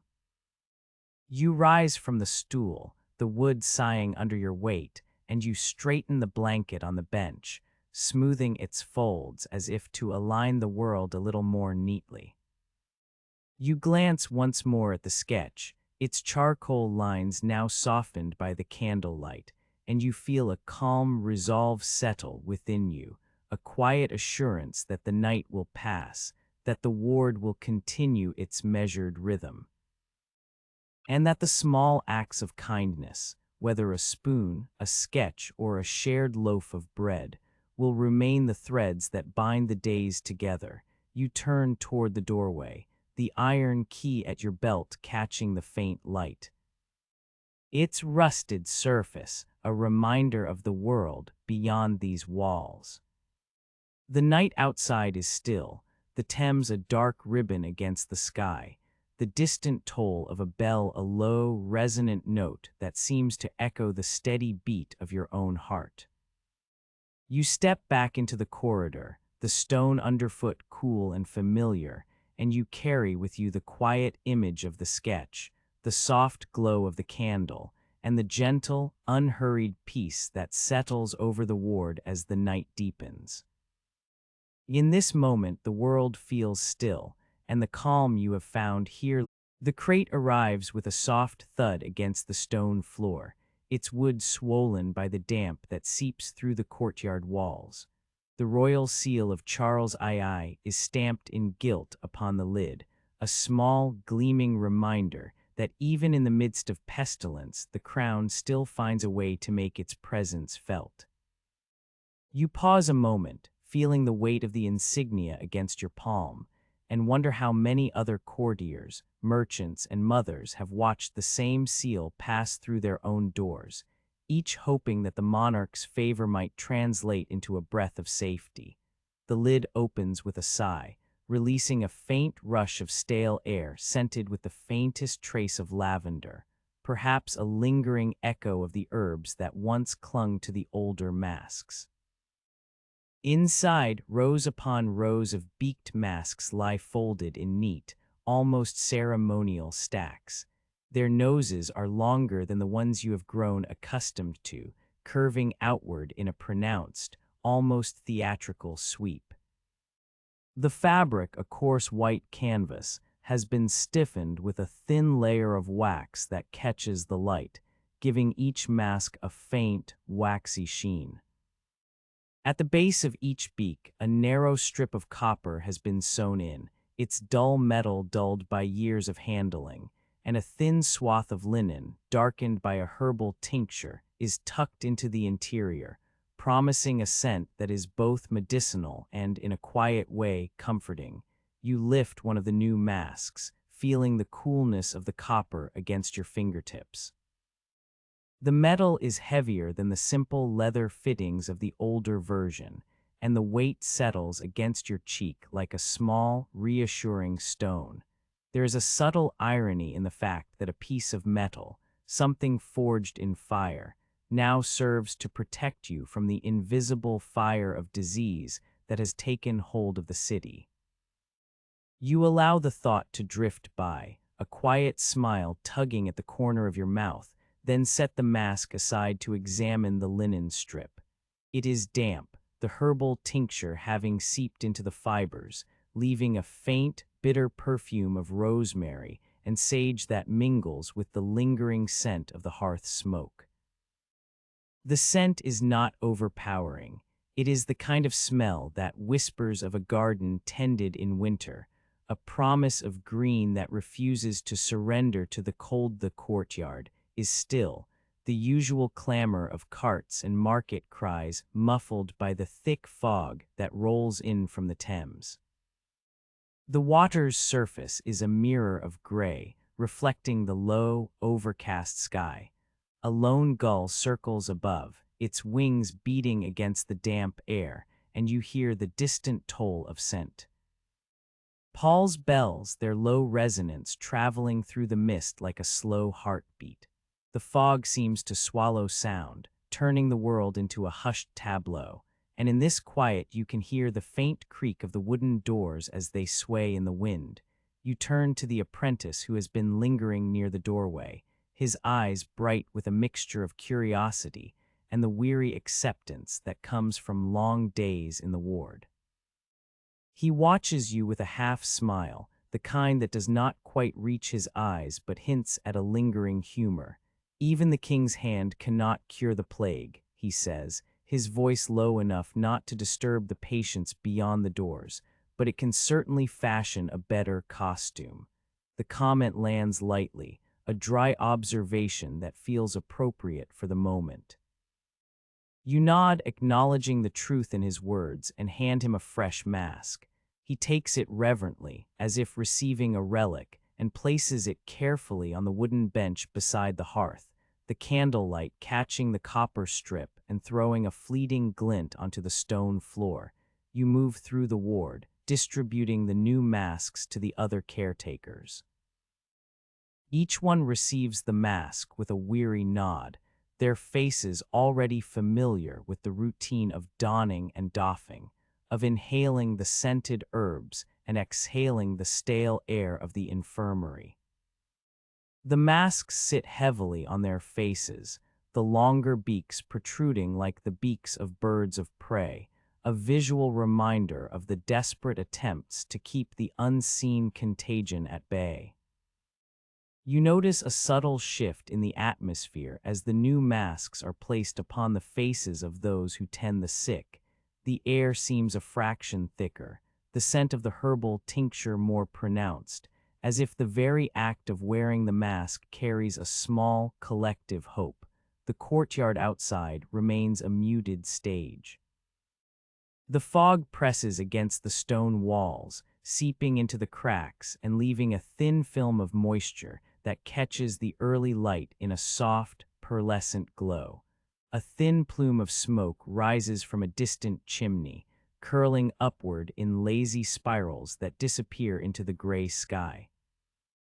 The smell of wet earth mingles with the faint aroma of the apothecary's herbs, creating a layered scent that is at once comforting and melancholy. You inhale, feeling the cool dampness fill your lungs, and notice how the copper strip of the mask cools your cheek, a small, grounding sensation amidst the larger uncertainties of the day. You pause near the central hearth, where the fire has dwindled to a low, steady glow. The embers crackle faintly, sending up occasional sparks that dance briefly before being swallowed by the ash. The stone around the hearth is warm, a lingering heat that seems to pulse in time with your own heartbeat.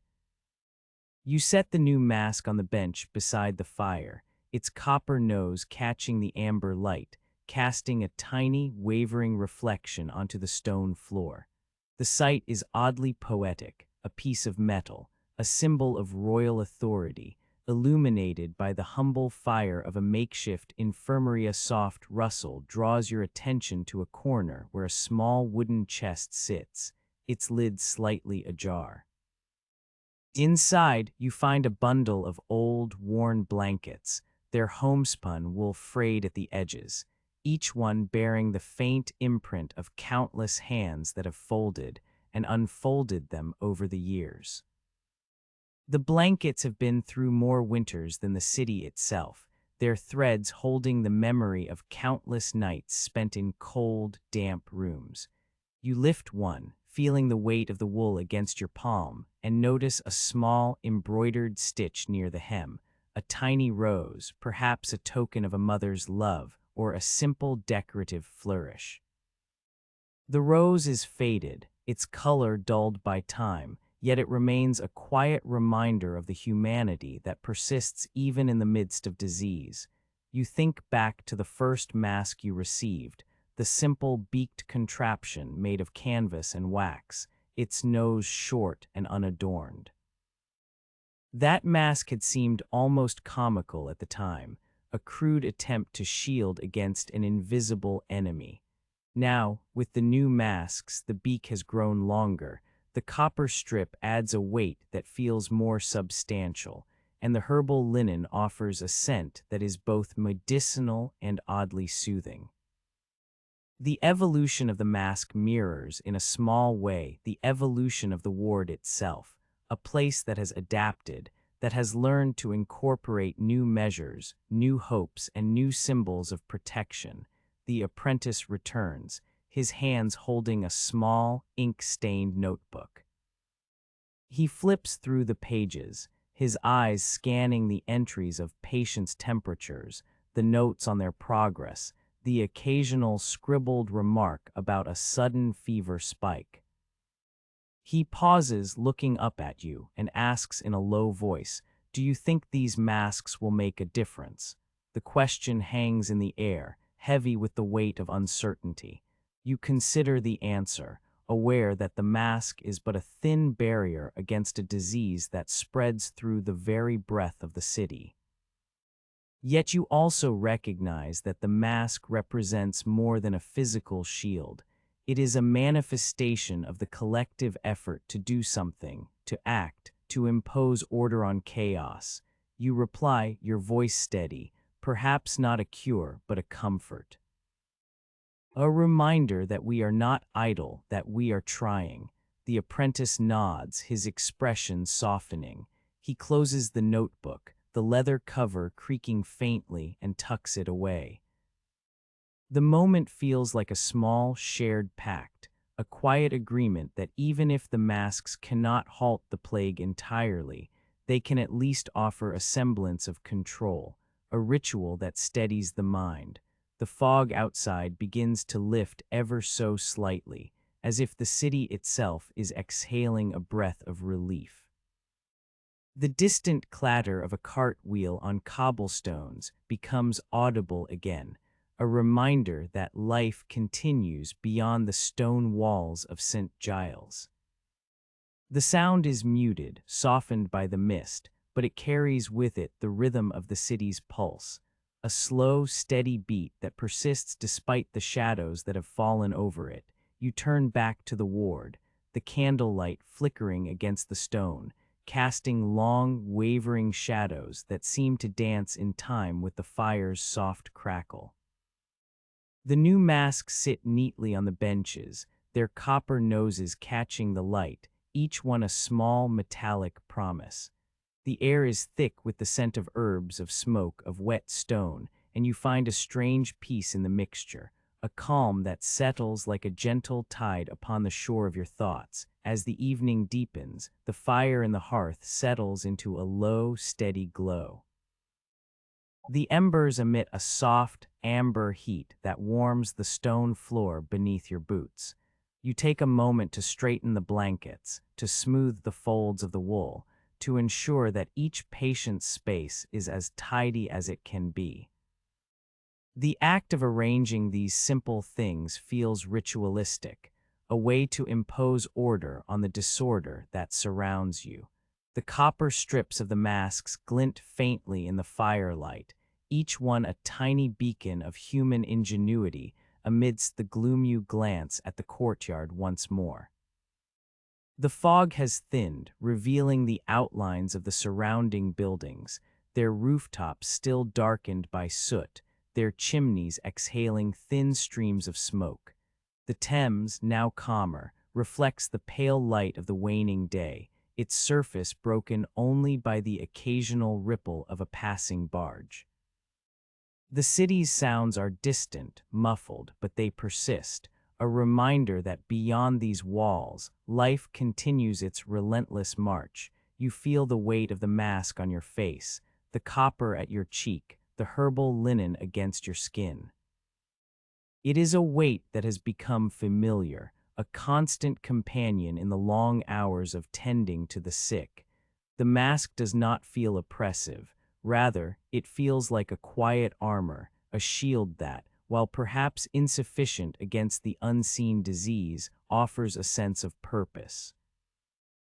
You breathe in the scented air, feeling the coolness of the night settle in your lungs, and you notice how the scent of rosemary and sage seems to settle into your thoughts, a gentle, grounding presence.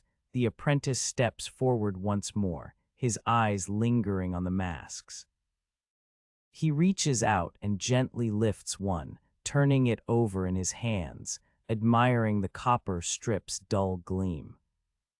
"It's a strange comfort," he says softly, "to hold something that looks like a piece of armor, even if it's made for a plague." His words echo the sentiment that has settled over the ward, a quiet acceptance that the tools at hand are imperfect, yet they are all that is available. You nod, feeling a faint, dry smile tug at your lips. "In these walls, we make do with what we have," you reply, your voice low, "and we find ways to keep moving forward, even if the steps are small." The apprentice's gaze drifts to the fire, where the flames flicker like tiny, restless hearts. He seems to understand, his shoulders relaxing just a fraction. The night deepens, and the fire's light begins to soften, the shadows growing longer and more still. The copper noses of the masks catch the last glimmers of amber, turning them into tiny, reflective points that seem to hold the night's darkness within them. The ward, now quiet, feels like a sanctuary, a place where the world's turmoil is held at bay, if only for a few hours, by the steady rhythm of breath, by the soft clink of metal, by the faint scent of herbs, and by the quiet determination of those who tend the sick. You stand for a moment, feeling the cool stone beneath your boots, the weight of the mask on your face, the copper strip pressing gently against your cheek. The fire crackles softly, a low, comforting sound that blends with the distant murmur of the city beyond. In this moment, the world feels still, the chaos outside reduced to a muted echo, and you find a quiet resolve settle within you. The night has settled deeper than the soot-gray sky outside, and the ward breathes in a slower rhythm, as if the stone walls themselves have learned to hold their breath. The candles, now reduced to trembling tongues of light, cast long, thin shadows that stretch across the low benches and cling to the rough plaster like tired thoughts that refuse to fade.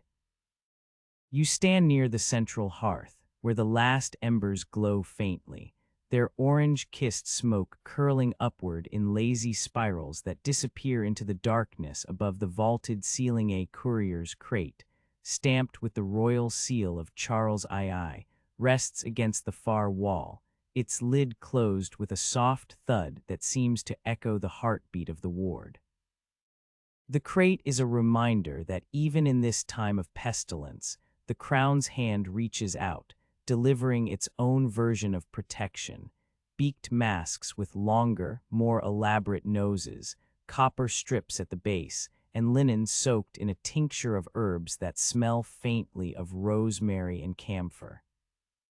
You have already handed them out, watching the weary faces of fellow caretakers lift slightly as they feel the weight of metal against cheek, a small, tangible promise that the city's rulers have not forgotten its suffering.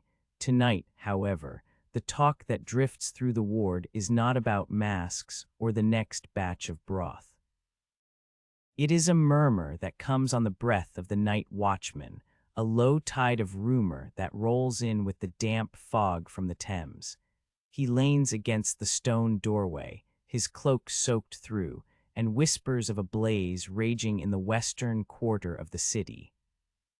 The words are soft, almost reverent, as if speaking the fire aloud might summon it into the ward's own wooden beams.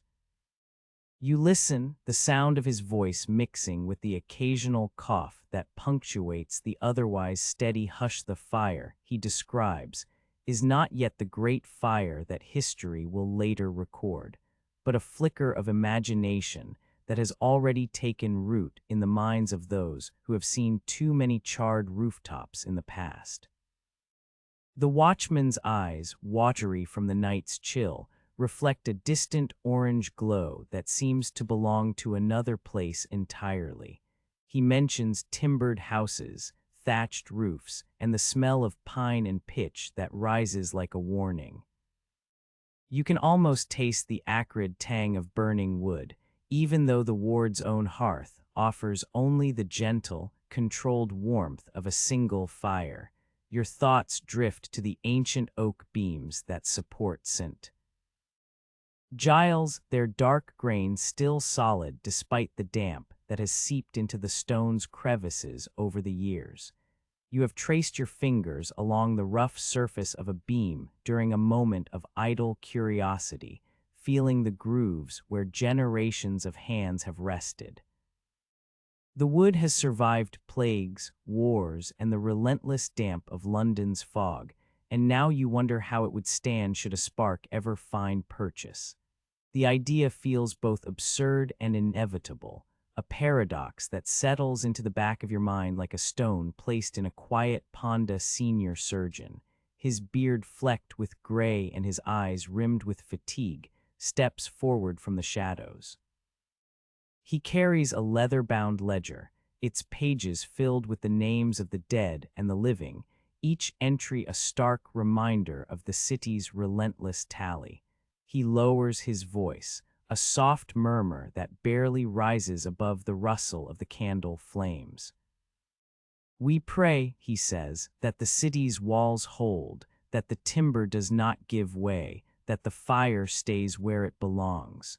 His words are a prayer, but also a quiet acknowledgement of the futility that hangs over any such plea. He does not speak of the future date, 1666, directly. The number is a whisper in the back of his mind, a date that feels both distant and inevitable, as if destiny has already inscribed it upon the ledger of the city's history. You watch the surgeon's hand as it hovers over the ledger, the quill's tip catching the candlelight before it settles back onto the parchment. The ink, dark and deliberate, forms the names of those who have passed, each a small, personal tragedy that adds up to the larger catastrophe. The surgeon's eyes flicker to the fire's imagined glow, then back to the page, as if measuring the weight of each life against the potential weight of flames that could consume everything. The watchman's tale continues, growing softer, almost as if he fears that speaking too loudly might summon the very thing he describes. He mentions that the fire will come in 1666, a date that feels like a distant storm, already brewing in the collective imagination of the people.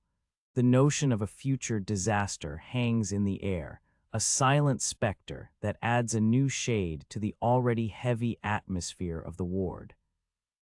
You feel the weight of that future sorrow settle alongside the present aches, a dual burden that presses gently against your ribs.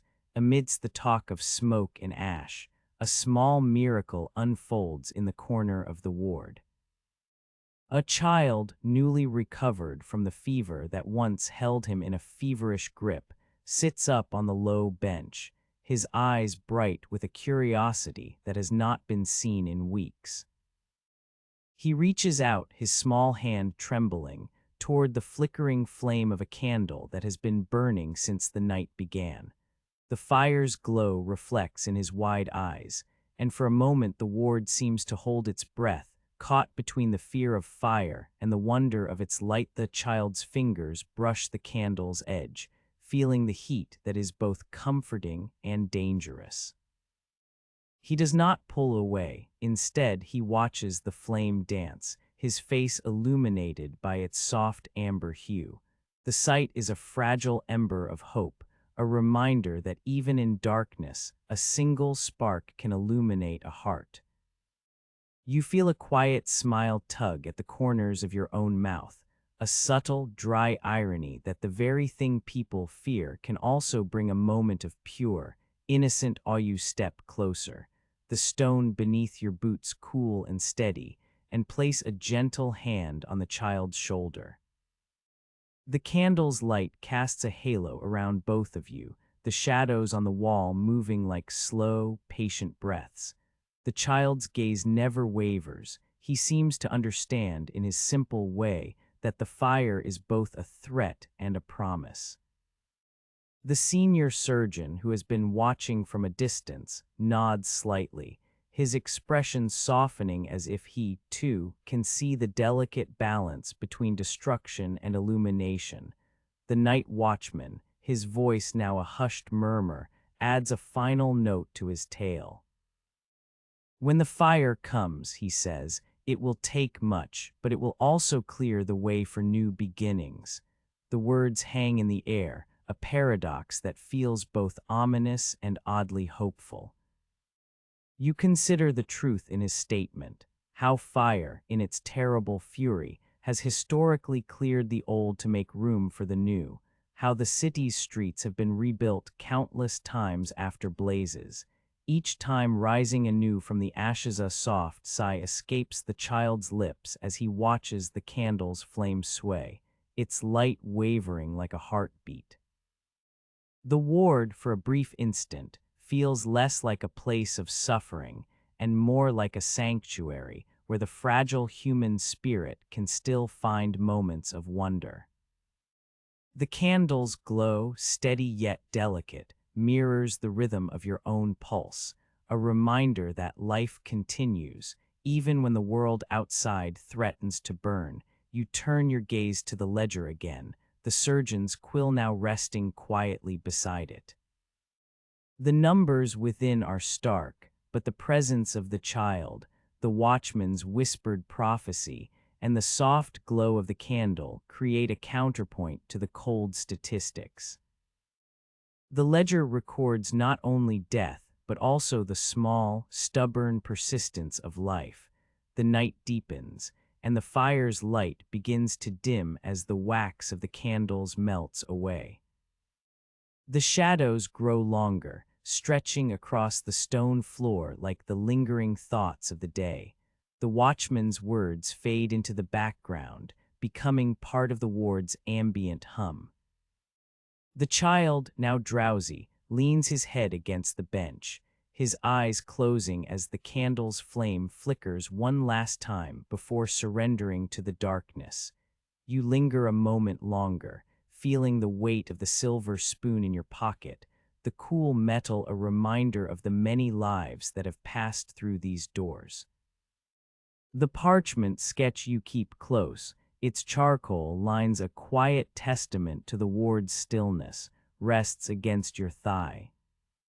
The new masks with their copper strips and herbal linings lie folded neatly on a nearby shelf, their presence a small, ordered comfort amidst the chaos of rumors.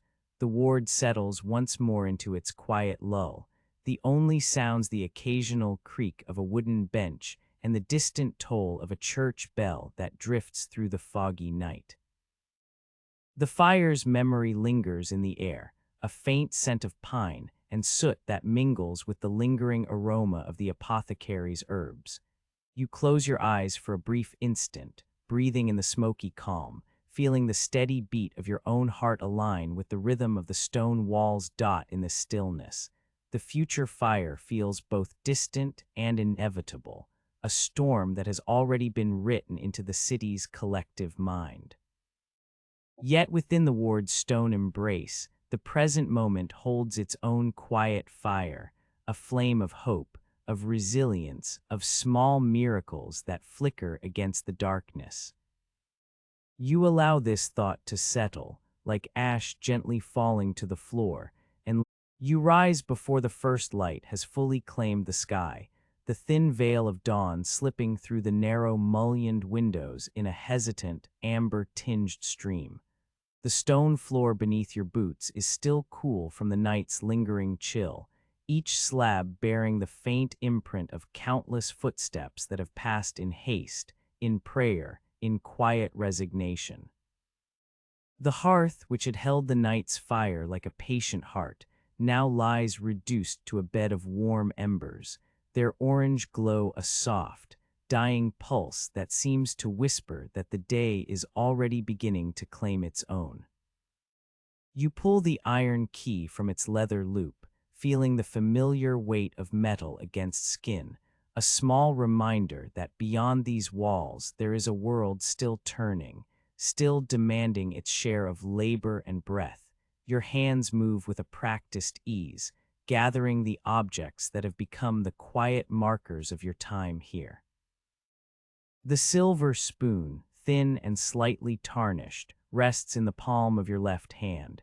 Its surface catches the faint light and throws back a muted glint, as if the metal itself is remembering the countless soups and broths it has lifted to the lips of the ill. You tuck it carefully into the inner pocket of your woolen coat, the fabric's rough texture a comforting contrast to the smoothness of the spoon. Next, you retrieve the charcoal sketch the apprentice had handed you weeks ago. The paper, now softened by the humidity of the ward, bears the faint, tentative lines of a hand still learning to capture the world in gray. The beaked masks, the low wooden benches, the solitary candle whose flame seems to pulse in time with the breath of the ward, all are rendered in a way that feels both fragile and enduring. You fold the sketch along its creased edge, feeling the slight resistance of the paper, and slip it into the same pocket, the weight of metal and parchment together a small, balanced burden. The pewter cup, empty now but still warm from the last sip of poppy tea, sits on the wooden table beside you. Its surface is mottled with the faintest patina, the result of many evenings spent cradling it between calloused fingers. You lift it, feeling the coolness of the metal against your palm, and set it gently on the table, aligning it with the silver spoon as if arranging a modest offering. The cup's simple shape, unadorned and utilitarian, reminds you of the quiet rituals that have sustained the ward, the measured pour of broth, the measured sip of tea, the measured breath taken in unison with the patient's shallow inhalations. You linger a moment, allowing the memory of the tea's bitter scent to mingle with the lingering aroma of rosemary that still clings to the stone walls, a faint reminder of the apothecary's attempts to coax health from herb and hope. A final glance falls upon the ledger that rests open on the table, its inked entries stark against the parchment. The numbers are stark, yet they carry a rhythm that feels almost poetic in their regularity. 57 recovered, 12 still ill, 3 beyond hope. The tally is not a proclamation of triumph, nor a lament of loss. It is a quiet accounting, a ledger of lives that have passed through these stone corridors, each entry a footnote in the larger story of a city that swallows and spits out its inhabitants with indifferent regularity. You trace the inked figures with a fingertip, feeling the slight indent where the quill had pressed, and allow the weight of those numbers to settle in your mind like a soft, steady tide. The ledger, like the ward itself, is a record of endurance, of the thin line between decay and continuation. You step out into the courtyard, the cobblestones slick with a thin sheen of morning dew. The air is crisper now, the damp chill of night giving way to a gentle, invigorating coolness that brushes against your cheeks. A distant cart rattles over the uneven streets beyond the walls, its wooden wheels creaking in a rhythm that feels almost musical against the backdrop of the city's waking hum. The Thames, still shrouded in a faint mist, reflects the pale pink of the rising sun, its surface rippling with the soft sighs of water moving past ancient banks. A stray leaf, brown at the edges and still clinging to a stubborn vein of green, drifts lazily on a gentle breeze, its descent a silent choreography that seems to echo the slow, deliberate motions of the ward's own routine. You pause at the edge of the courtyard, feeling the stone beneath your boots once more, the texture of the ancient masonry grounding you in the present. The rosemary plant the apothecary tended, its slender stem still drooping from the night's cold, lifts its leaves ever so slightly as the breeze passes, releasing a faint, earthy perfume that mingles with the lingering scent of smoke from the hearth. The plant, a modest symbol of hope that has survived the onslaught of pestilence, stands as a quiet testament to the resilience of life, however fragile. You brush a single dew-laden leaf from its stem, feeling the cool droplets slide down your fingers, and tuck it into the pocket of your coat alongside the spoon and sketch, a tiny, living token of the ward's quiet perseverance. The courtyard is otherwise empty, save for the occasional scuttle of a mouse along the stone base of the wall, its tiny feet pattering softly, almost unnoticed. The silence here is not oppressive. It is a gentle hush that seems to cushion the world, allowing each breath you take to settle fully before the next. You inhale deeply, the cool air filling your lungs, and as you exhale, you feel the remnants of the night's worries dissolve into the morning mist, carried away by the soft wind. The iron key at your belt, still warm from the night's use, rests against your thigh, a small, unassuming anchor that reminds you of the door you have opened and will close again, the threshold between the world of illness and the world beyond. Your thoughts drift, unhurried, to the boy whose fever had eased, whose smile had once lit the dim ward with a brief, fierce brightness. You recall the taste of the rye bread you shared, its dense, earthy crumb still lingering in the memory of your palate, a simple sustenance that has fed Londoners for generations. The rye, with its stubborn flavor, seemed to embody the city's own stubbornness, a quiet defiance against the plague that had seeped into every alley and market stall. You smile faintly, a dry, almost imperceptible irony tugging at the corners of your mind.